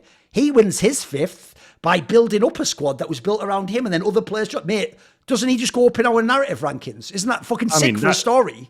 Don't get me wrong, that would be beautiful. I mean, you were talking about like money and your relationship to money. Everyone has a sort of priorities plural, right, in a list and how they want to live their own life. And that's not my fucking problem if that is something that matters to you. If it is what you're searching or chasing after. The way I see it, everyone is free to chase whatever priority they want to in their own life. That's okay. I have a problem with people that are being incoherent with what they say and what's actually really happening. That's the only time I have a problem. That's the only time I'm going to step up. If you tell me, yeah, listen, I'm going to go to Falcons because these conditions are actually life-changing for me and I can put my family safe, I can maybe invest in a house, who am I to tell you should not do it? But I agree with you. Just because that is true, or that could be true, doesn't mean that something great couldn't happen. And if something great happens, it would be even greater now that actually the beginning is a little bit tumultuous. It's not just a dream start of Real Madrid. Everyone is a star in the process. No, they actually have to work their way through it. But as a player then, and would it be for Zonic or for Magisk, and I have the highest respect for both of these people, I am not going to be sad for them. I'm not going to pity them that they are in this situation now. I just won't. If they end up being with a sort of a budget roster of what they were dreaming to achieve, then it is what it is. Like, you took a risk. You made a move with an anticipation of what could be possible behind these doors. Now you got to deal with that sort of rougher period that's ahead of you. Maybe prove your own consistency, prove your own determination. Like, you're Magisk, you don't have the roster again. We're presuming here. Speculation. You don't have the roster that you were wishing for in the first place. Things are a little bit rougher. You get eliminated quickly. You don't participate in high tournaments. Your motivation remains unwavering, and you stay up there, and then eventually you make your way back to the top. Who am I to not respect what you've done? It's incredible. But that's a long fucking road to travel. It ain't that easy. And this is where we get to test the resolve of what they wanted to do here. Oh, speaking of testing, Maniac, this is where I'm going to use haterism, but fueled by optimism. That's a crazy thing to say, isn't it? But get ready. So what I actually think is brilliant about this G2 move, I can't wait to see it, is, by the way, NiKo is a competent player. NiKo can play in G2. It's not unreasonable. He's not some total bomb who can't do anything. He's going to drag the game. So here's the real problem. Everyone else in G2, it's okay. There's one man that it just got a lot hotter under that seat, mate. And his name is Huxley. Not because NiKo is going to replace him. Here's why. Because I think the Huxley discussion was very disingenuous. People did talk like other IGLs had his players. And to me, he had almost the 4 best players relative to the roles you could get in the game. Close to contenders for. So instead, he has one less now. But I tell you what, he can't turn around to me, I can go, I only had NiKo, Monosine. Shut the fuck up. Yeah, that's enough. What are you talking about? My boy Carrigan was winning with 16-year-old Frozen. Woxic, who, by the way, I'll just put it out there. I heard like barely practices and is just a fucking maniac. Not like you. And then obviously he had fucking Rops, who, by the way, wasn't this Rops. He was doing the Frozen transition himself. He was winning tournaments with that. So, you know what, Huxley, you got more than enough, mate. You can prove me and Richard Lewis, you can make us look like absolute dickheads now. If you start winning tournaments, like you win Blast World Finals with NiKo, hey, it's going to get harder to fucking discredit you. Now you can show me that game you've got as an IGL. Because I tell you what, you know this, Maniac. The thing about IGL is he is one of the only players in a team who actually can take players who are like a fucking C grade and win at a B grade with them because of the influence of how he sets the team up, how he structures it. We all know, I've always said this, the beauty of Counter-Strike is the fundamental mechanic of the competitive game is the trade frag. It essentially means you can have Simple, but as long as I have 2 really good players and we both peak one after another or at the same time, we can kill Simple and you might die, but now I've traded, and think about what the word trade means. I'll trade you fucking Hunter for Simple all day long. Like I can win our 4 players. if you've got no Simple, we've got a nice chance to win this round. If Simple's still alive, we're shit out of luck. So if you're Huxley, show me then, dude. Now's your chance. Now's your time to show me you are the best. That's a fair point. That is a fair point. Because I also think this is where there has to be a clear distinction between the likes of Kerrigan, even Apex, and Huxley. Like who you've been winning with, what you've been working for, what you've been working with as a lineup, what other trophies you have to show for that, what is the effect you had arguably on players and their trajectories as well. Like you mentioned Kerrigan, he's obviously the go-to candidate for mentoring, tutoring young players, turning into absolute beasts. You mentioned the Rob's case, the Frozen case in MOUZ. He's going to have him again in FaZe. Even Brokey was absolutely nobody when he joined FaZe. Let's be real. I don't think a whole lot of people knew Brokey. So the case is made. Apex is slowly but surely building that case too, bringing sort of new players into the top level and having them perform better than they did before. I mean, Huxley he put his hand on two of the most prestigious trophies we have in the game, and no one is going to take that away from him. But that was with the roster that he had, which was already pretty star-studded. And now you get to show us what you can do with Nexa. Because here's the thing, when I said, because mainly roster problems is what kept the other tournaments, even though they weren't as big, from feeling really massive. Like, they weren't momentous. The joke is FaZe did us a massive favour by making that streak and winning all the events. It actually legitimised CS2. But here's where it is fun. Dude, if you go and look right now, click on Blast World Finals, just the rosters. Mate, this is a real tournament. Look at the rosters we have. So I have Team Vitality, they're currently the number one. Then we have FaZe Clan with Frozen, that's spicy as fuck. Look, everyone's going to go, oh, but Frozen's left MOUZ. Mate, Brolan isn't chopped liver, and they've still got some pieces there. They're still going to be in the mix. Cloud9, look, the AWP isn't there. Everything else is. They got fucking bangers. And Blumich, actually, by the way, I got to give him more props than I ever gave him in Na'Vi. I'm not going to go the other way and say he was a great IGL. But I tell you what, he has something to his game. He has a unique quality. And then I look at the rest of it. ENCE with Glaive. That's spicy. We know those players are good. The aforementioned G2, wonderful in fucking Na'Vi. There's basically only Heroic that I sort of discount because who gives a fuck about that lineup? This is going to be a fucking good event, mate. Whoever wins this event, they might be just the best right now. Let's see. This is a banger. No, I agree with you. I think there are two names that we should probably take the time to discuss quickly. I would like to have your thoughts on them.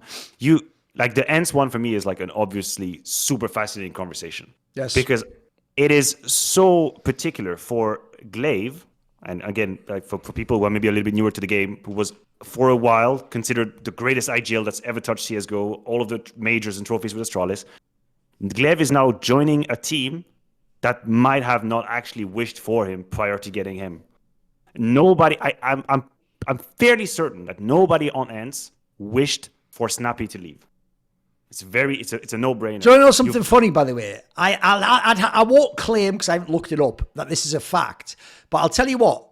Google, do a Twitter search on my profile, and I think I was the first person to ever say ENCE should just get Glaive. And I only did it as sort of a like, well, he's over here, and then they need an IGL, and who could they get that actually would be good, but would be cheaper? You know, I just did that, and I tried to come up with a name. Like, I agree. I don't think until Snappy said, I'm definitely going, which is supposedly a done deal, that the Glaive thing was even in anyone's mind. Of course not. By the way, as far as I know as well, Snappy really was, like NiKo, thinking about, do I stay, do I go? It was never like all 100%. He was figuring it out, and I'm sure if he wanted to stay, they were more than happy, like, let's make room for him. Definitely. Now that they get Glaive, it's sort of a strange situation because he comes into a roster that kind of gets him. I'm not saying they're not happy to see him, but he's not like the signing of the year and everyone's like, oh my God, yay, we get Glaive, let's fucking go. No, they lose Snappy, who literally built this project together, got them to the success that they've had, and you could definitely see had a strong hold on that roster, not just strategically, but also mentally. The way all of the players have great words towards Snappy, who have played with him as a captain, as a leader of men, and all. So now you have Glaive coming in, who not only has to prove himself individually, because I will say the last few months in the Astralis jersey were complicated. Really, I thought he struggled massively individually to get back into the game. Has to catch up on the meta in a new game where he's going to have to put in a tremendous amount of hours if he wants to be, once again, up to point, and he has to have 4 other players buy into this project and the Counter-Strike that he wants to play to rally them under one team. And that is such a huge ask for a captain that's trying to get himself a new chapter in his career in esports.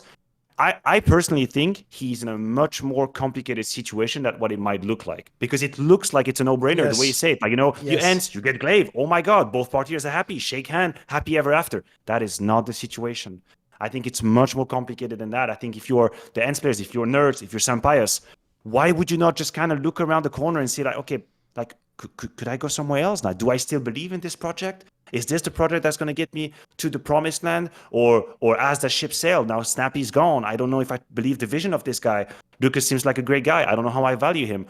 This is such a pivotal moment where I feel like links are fragile in ENCE. And I think Glaive has a much harder task ahead of him than what meets the eye.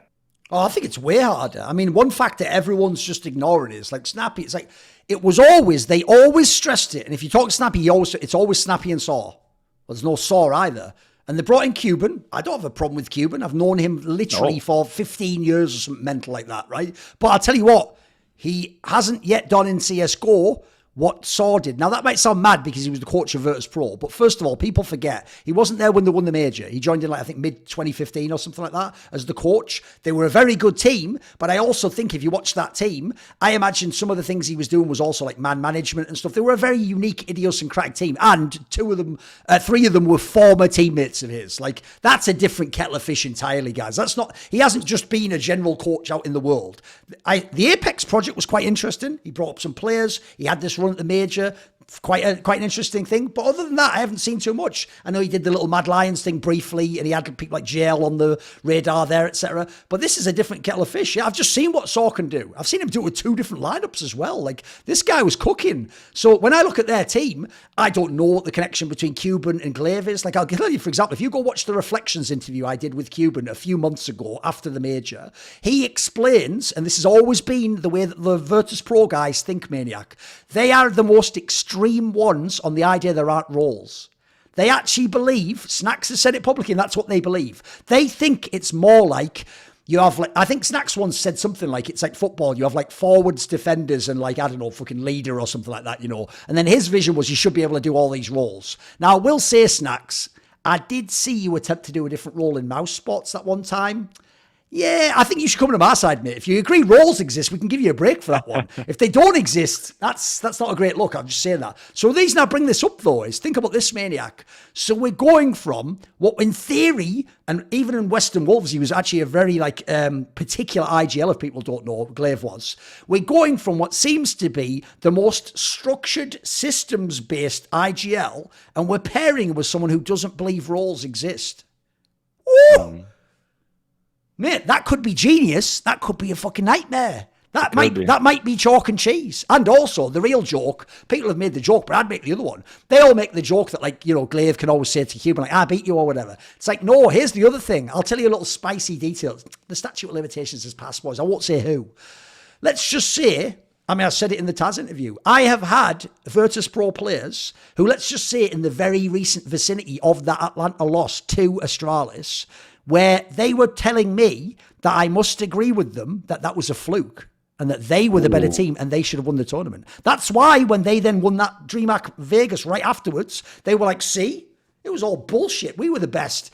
I'll tell you what, that actually means to me, like, I've always thought what happens is, you remember this, before the Astralis era when they won the 3 majors, when they just won the 1, there were people who thought that was a fluke. And there were people who still thought, I don't really fuck with Astralis that much. I prefer SK Gaming. I prefer Virtus Pro. Right. These are the men's men. These are the guys with balls. And I tell you what, if you give them enough chances, they'll always beat the nerds with the tactical booking on. Oh, the flash. I don't need the flash, mate. I'll peek. Bialy just fucking holds and kills 3 people when he comes through the door. I think that's like a quite different paradigm almost you're coming from. So that's, as far as I can tell, Snappy and Saw were like this. I don't know where the fuck Cuban and Glaive are. So there's another factor, like the guy who's helping Glaive, who knows where his head's at? And then you look at the players he's got. Mate, this is why I love that Glaive did it. This is a bit like a FaZe team that Carrigan could take over. You're not coming with all the established project. Like, some Pius is pretty good, but I don't know what he's going to work like with Glaive's system. Nertz is a monster on T-side. I tell you what, he drops off half in big games sometimes too. Goes disappear. Diha is probably the most notorious one that everyone on ENCE will tell you he's the most important player. He's the best player. But man alive, does he just have whole tournaments where he's just bang chilling? Like, guys. And then, as far as I can tell, the one that actually does seem like for real, his job, it's where he comes from in the world, mate. Madden just wakes up and he goes, right, put my hard hat on, lunch pail, go to the thing, putting the bricks up. Like, he just does his job, mate. But I tell you what, that won't win you tournaments. That's the base that the others have to perform from. So I agree with you. Look, this is what's awesome about this move. As people who love narratives, it's so delicious. It could be everything. It could even tie into Glaive, the GOAT discussion, what's going on. Should Snappy have left? Can Glaive win another mid? By the way, there's one you haven't even thought of, guys. We all said Glaive wins 4 majors. What if Glaive now has a chance at 5 majors? Now the conversation's back on. Or, mate, what if it goes the other way? Now, look, if you asked me, I would say it like this, and I'm not being a lawyer. The greatest in-game leader in CSGO history is Glaive. But the best in-game leader in CSGO history is Carrigan. Now, there's a difference. Because great is things like also influence in the scene, what you've accomplished. To be a great man, you have to accomplish great things, right? I don't think Carrigan accomplished as many great things as Glaive. But if you asked me, you don't know the players. Which in-game leader you're picking to win a game to live? Oh, I'm taking Carrigan all day long, mate. Look, admittedly, in 2018, we're both dead now. And I would have gone to the grave, Maniac. You know me. I picked existence for about 6 pages where he kept filming it. I stand by my boys. You know what I mean? I've gone down with the ship like a good captain. But I have to, so when I look at it, everything's at play with this movie. It looks like it's not. It looks like it's just a little move from ENCE, just testing out. This is so spicy, this move. I know, because if you're a Glaive fan, you could also argue back that, hey, Glaive was never put in a position as Carrigan did to actually prove he can. Yes. And it's a valid argument, but now you're in. I cannot help but think that all of the conditions that need to synchronize in order for this project to be successful is like a fucking Swiss watch. It's like it's intricated to so many levels for this to actually truly but here's the other thing. Something great. You nailed it before. I'm not going to let any Glaive hater, if this team succeeds, go, you just walked into the team. They were already good. No. I agree with you. If this works, just like I've given Carrigan credit for international, this must mean Glaive can do other things. He can work with different players, and he must have stepped his game up in that one regard. He gone from a different side. It has to be, to me. I'll give him a lot of credit if he does it with this. No, 100%, because there's so many sort of challenges that he's got to overcome. First of all, we don't know if Glaive knows what Counter-Strike he wants to play currently. He's coming back from inactivity for a while. Yep. The game, if you compare from now to 6 months ago, the game has never evolved that fast. No. We're literally talking about a new game. It's literally a new game. So I'm not opening open door here. So Glaive, we don't even know if he knows the Counter-Strike he wants to play. He's got to figure that out first. And that in itself is not a small task to do. It's a huge task to do. At the same time, he's going to have to convey these ideas to a team and co-create together with a team a Counter-Strike to play together. Do these players want to play with him? Do these players buy into the argument? And in extent, so do you get the best out of these players? Because, it's obviously unfair to just say, it's going to be about Glaive and what he can do or not. No, it's not just about Glaive. That's very unfair. It's a reductionist way to look at it.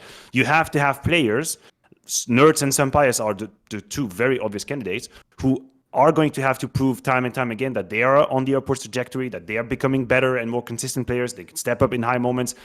And they're going to have to prove, they're going to have to do something that all of the great players of the history of Counter-Strike have been able to do, which is to perform in an environment that maybe isn't what you were desiring for it to do. And that in itself, it might be a bit complicated to hear, but I'll put it again simply. Maybe they're not within the team that they wanted right now. Maybe tell you what, do this.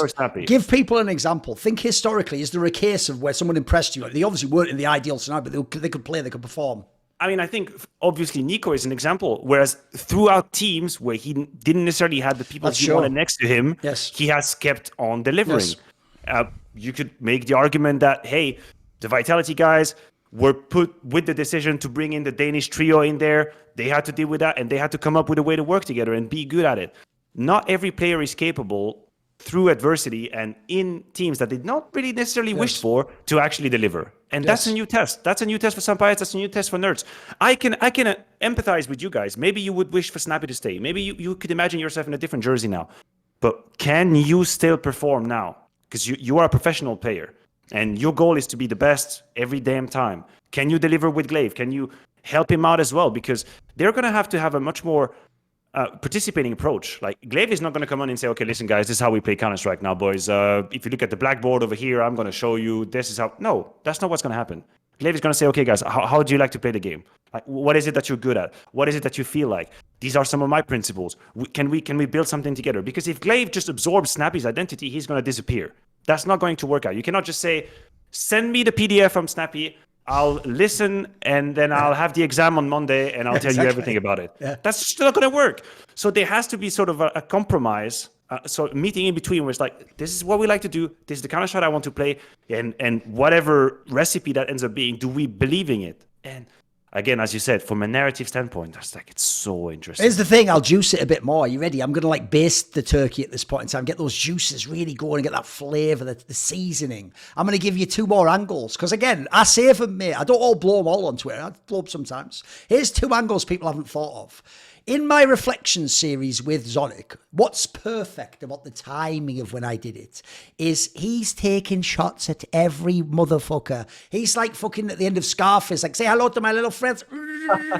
He was taking shots at Vitality because they want to reduce his salary. He was taking shots at fucking Astralis because of the way they like ran the team at the end. He was taking shots at Device because of the way Device left and went to Nip. He even took shots at Glaive because what did he reveal? He revealed that rumor I had heard and said years ago was true. I heard Zonic in a period in the scrims would IGL and then Glaive would just frag.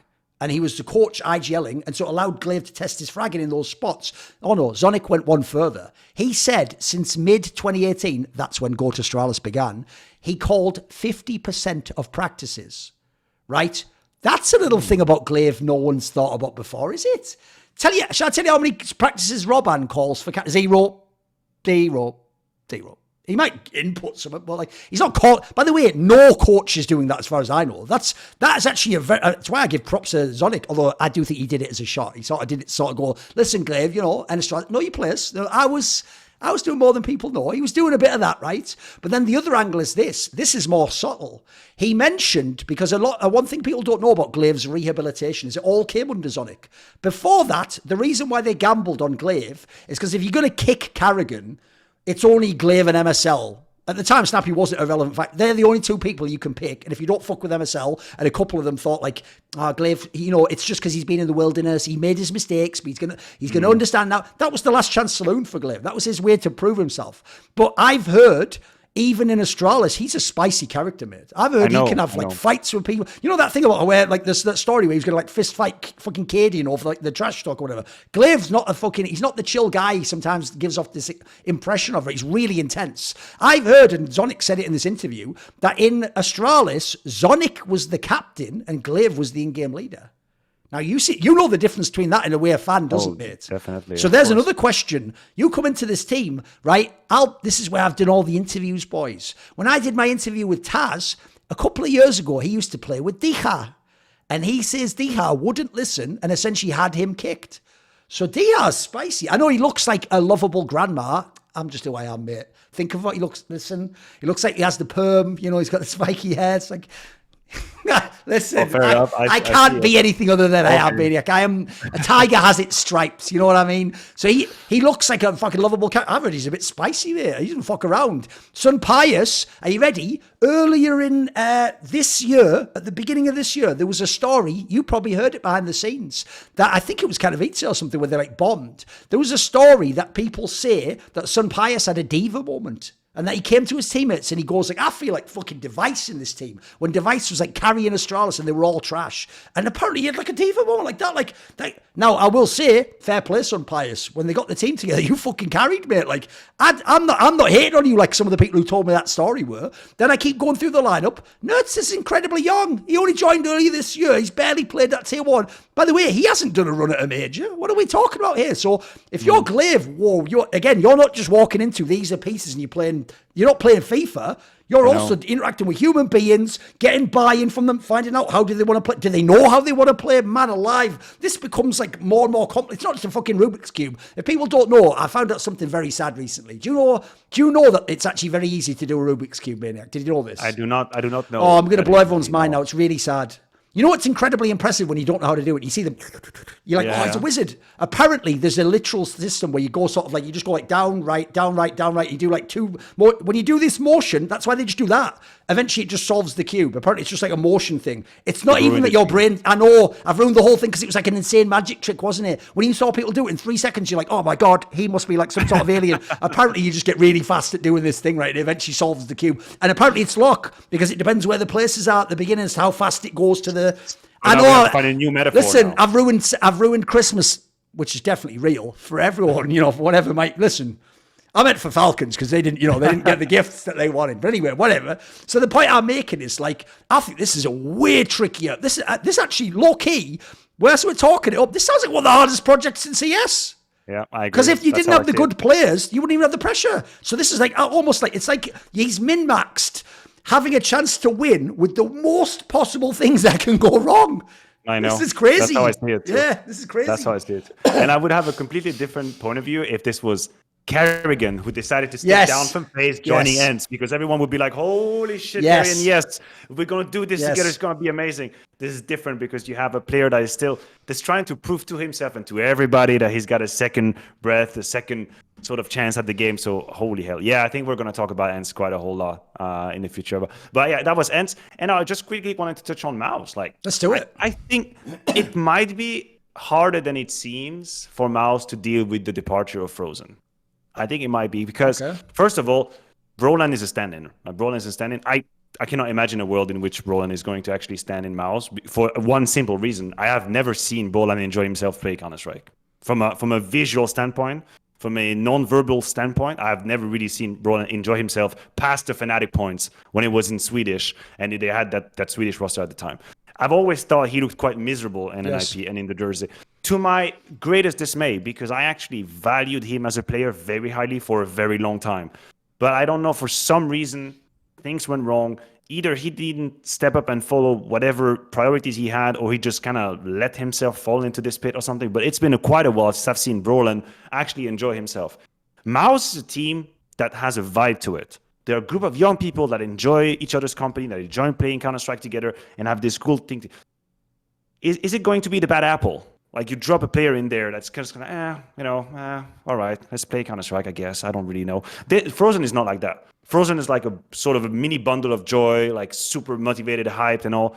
Brolan, if I was to compare them in terms of profile, is almost the polar opposite. That is the vibe I'm getting. Granted, I could be wrong from the inside. The vibe I'm getting from the outside is very much different. So not only on short term, it's a huge loss, but who is going to do what Frozen was doing? Because the list, like the list of tasks, if you're talking about Frozen's position, is much longer than meets the eye. It's not just like fragging people. Because of course, I think you can count on one hand the players who were 1-for-1, right? Exactly. Like you do, and even I'm going to give you one more. It's even further than that.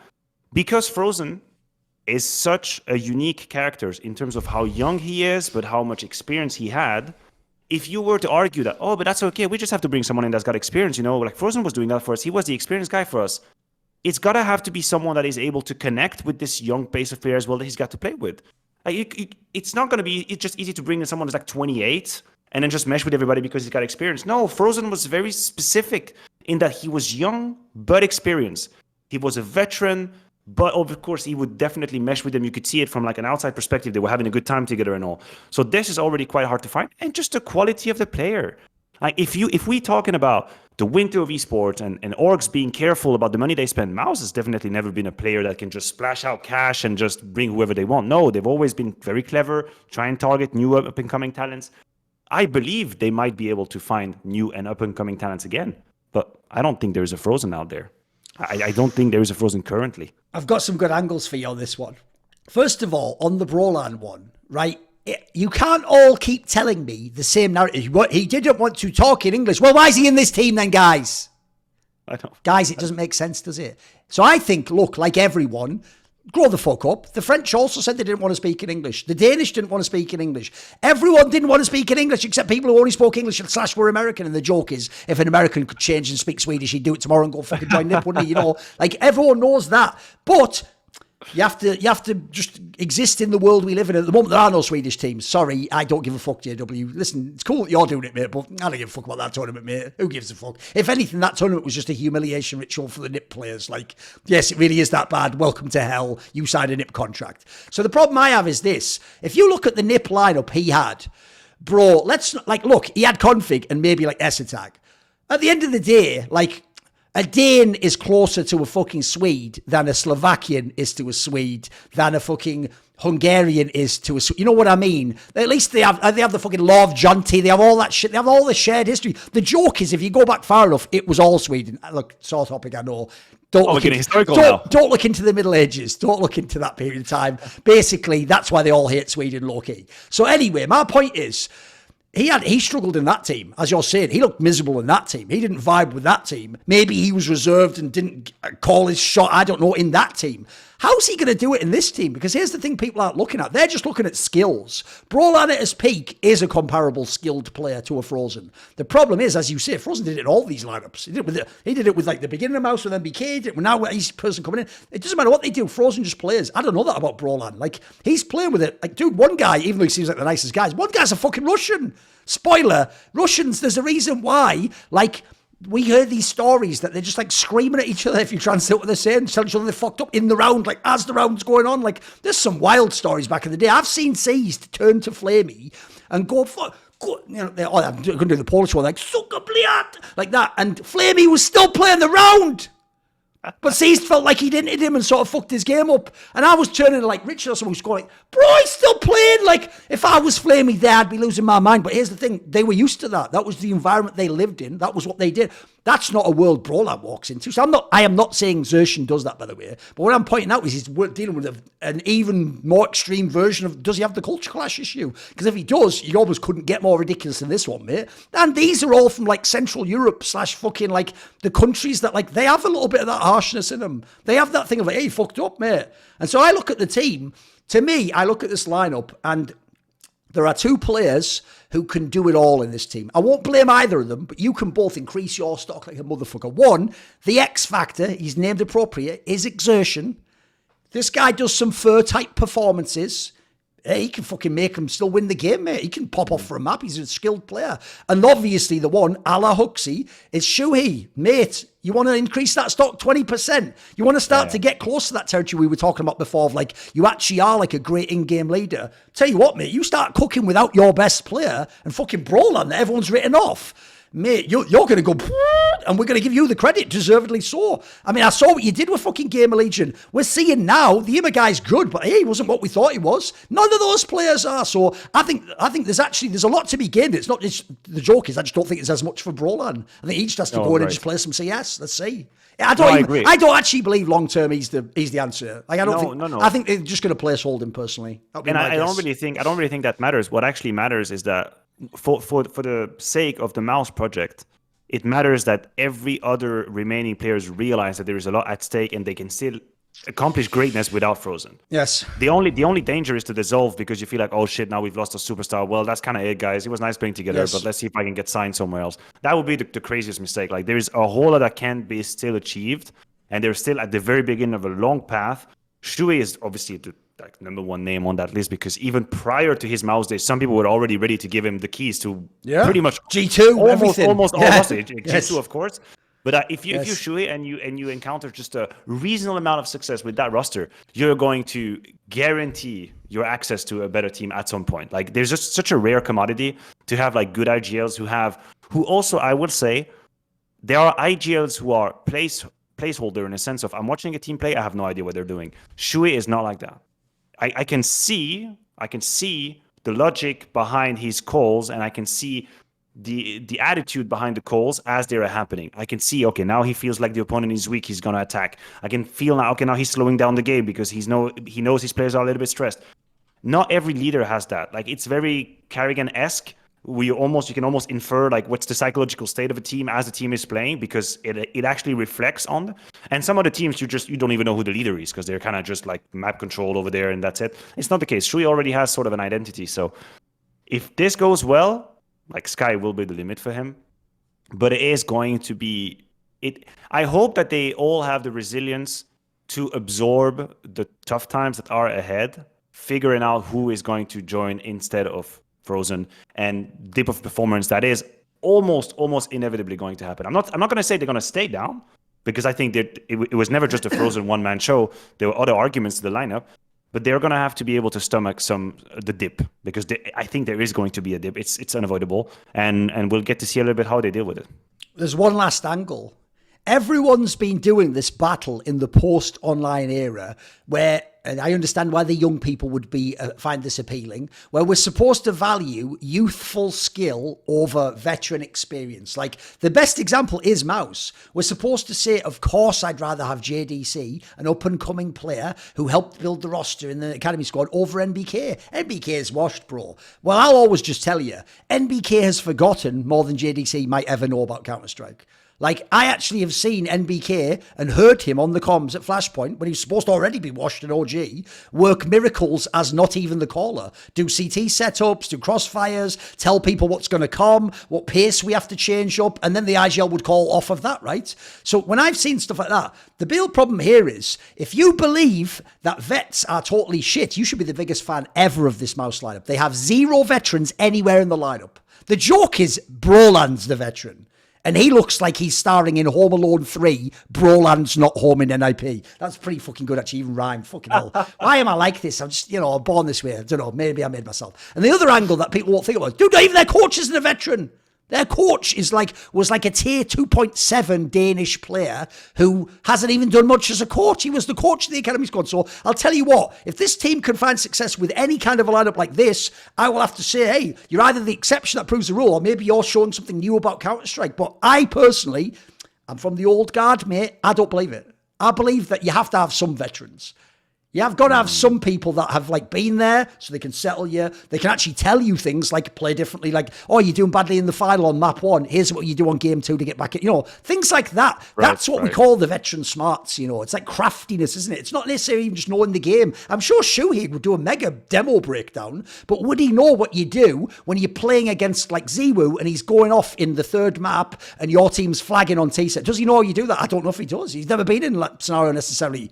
No, I agree with you. I mean, we're just at this point, we're basically making hypotheses. I have a feeling that both Shuhei and Xerxon are humanly equipped to deal with that kind of shit a little bit better. Like, from talking to them, from interacting with them, they seem, and it doesn't only reflect on the server, but they seem to me like they are ahead of where they should be at, mentally speaking, in terms of their career and how they perceive the game and how they perceive wins and losses and what's to come and like all the difficulties. I think they're a little bit ahead of that curve. And this is probably why I would probably look towards them to kind of stir the ship. I think MOUZ might be very, very lucky to have Yimpat in their ranks right now, because he does seem to be that. Oh, that was found money, piece. As we say. Like, how would they get this guy? He is money. And in a moment where there is going to be turbulences coming up, it is so great to have a player who seems like this doesn't give a fuck and is going to deliver whatever is needed from him. Like, he's basically like almost like a god at this point for this MOUZ project. So good for them. But yeah, for the rest, we're gonna have to see. That's an interesting little period to come for MOUZ. And like there's another last team that I wanted to have your opinion on, because I think the story started to change a little bit. Come on. Do we feel like the window for complexity is kind of getting complicated now? I'm just going to put it out there.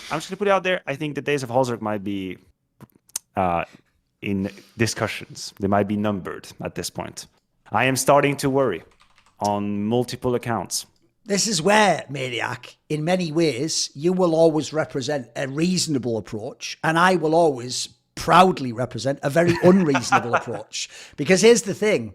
I never bought complexity the whole time, mate. I never did. I never bought it. The problem was, like, first of all, listen, people can adapt to games better.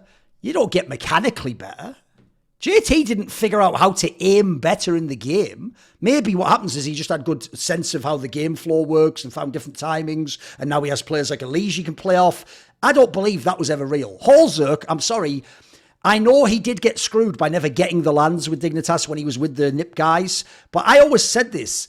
He actually was overhyped even joining that team. It's because the rest of the team was so washed, minus Forest, that you were just sort of like, oh, they actually got a player that sort of has some promise. And then people took sort of has some promise and made it sound like he was frozen in MOUZ. You know what I mean? Like, he already is a star. He's already popping off. What happens with Halzerk is this. It's a classic joke, and there used to be a different joke, but I'll change it to make it safe for Maniac, because I feel it's the one demographic I can still bang on. You know, there's a joke that goes, how do you know if someone's a vegetarian? Oh, don't worry, they'll tell you. So the joke goes, are you ready? How do you know if Halzerk had a good AWP round? Oh, don't worry, someone will tell you. Someone will highlight the highlight. They'll do the muller to think. So as a result, you know from just existing, it didn't happen that often. It was rare. And when it did, it was sort of a one-off map. And also, same scenario. They've had all this success at the tournaments. Look at the placings. Where's all the discussion of Halzerk in the top AWPers? It's never come up, has it? Has anyone ever said it? So my problem with their team is, one, your primary AWPer, I just don't think he can be good enough to win tournaments. Like, I mean, you could have won one. You almost stole one. But he's not like someone who you're going to be in the... So that is an angle for me. I don't know what you do about that, obviously. Then there's the whole thing. Like, that's actually where I would have been potentially in favour of the OC swap. But instead he went to NRG, didn't he? And then you have the whole thing of like, look, Elijah's banging out of control. There's a reason I never gave up on this guy. I've told people I don't bury great players until they're done.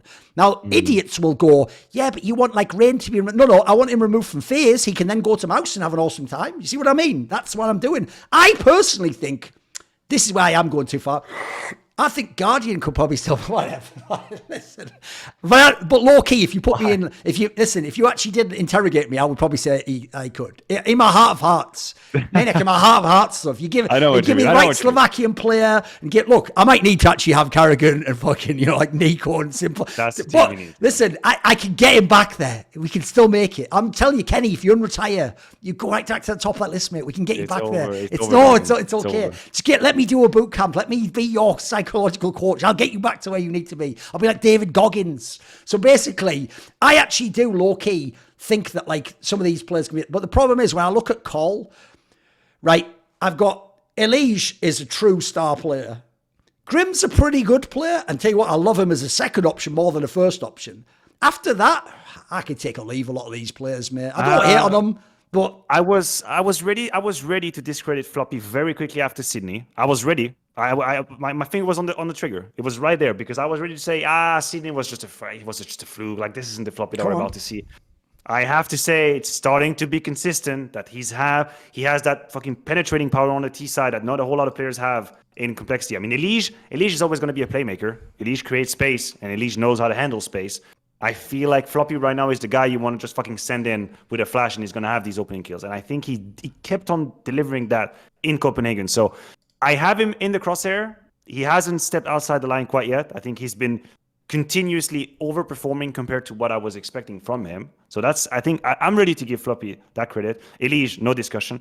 I will also say, I think they play a great Counter-Strike, like a fundamentally great Counter-Strike. They have great ideas. I agree with that. You look at the team and you look at the decisions they make and how they call, and I guess some of that credit should go to JT as well. It can't only be Elige. I'll chuck in TC, the coach. He's there too. TC as well, yeah. TC has to get some credit. I like the way the team plays the game. So I'm rarely looking at complexity like, what are they doing? Like, what is this round? Yes. That almost never happens. That's a great value to add. Absolutely. Behind that, there is a conversation.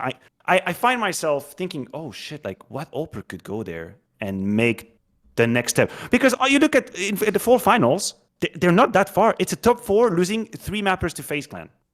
Like you're not miles behind the finish line. You're not an hour behind the front runner. You just have unfortunately an AWP that puts 0.88 in the semi-final of a best of 3. And that just hurts. And it comes from a place where you're talking about the people who overhyped Halzerk joining Dignitas. I was on that wagon. I am guilty of that. Fair enough. I'm guilty of thinking like, I'm guilty of thinking, holy shit, like this player, he's not being really helped in that Dignitas. Yeah. Whatever he's putting forward, that's pretty interesting. Like surely someone is going to take a chance on this guy. Someone is going to give him a contract. And now he's in complexity. And now I'm left thinking, fuck, like if someone else was yielding the AWP here, out of all the team, because the danger for him as well is that it's international now, so pretty much whoever speaks English, and there's not even an limitation of like having an NA player because you have the spot. No, you can have a European player. That's not a problem. So the pool of potential rivals is growing and growing and growing, and I don't know for how long this complexity can not put their hands on a trophy. What if I said 2 names to you, and you won't believe it, they both start with the same name, the same letter? What if you cook Zorti or Zevi? Or Zevi? There's two. I was thinking about Zorte. Honestly, I was talking about Zorte. You had that player in that. Now I'm interested. It's like that fucking Leonardo DiCaprio. You had my attention. Now you have my curiosity. No, yeah. Then I'll be cooking it. Then let's see. Because I do think that guy is slept on. He's still slept on. I really think so. I don't really know if this Bedboom team is gonna ever turn into something great. I think they had complicated start in the Dacha event right now. I've been following a little bit on the sideline, but from having seen Zorte in multiple series, I think he's got something special. I really believe he's got something special. If I ever have the reins of a team and I can make decisions, I would say this is a guy we have to look into. Like, watch his POV, like do a detailed analysis of how he plays, and I'm fairly certain that it would uncover that he's a great player in the making. So yeah, hell yeah, Zorte. I would. If only we could live like in a theoretical dream, like Inception, when you can just run out a scenario. I would just send. True. I would send Zorte in that jersey immediately, and then I would play the simulations of the game with Zorte instead of Holzek, and I would just see what happens, like Counter-Strike Manager, and then see the results. Yes. Oh, that would be so interesting, honestly.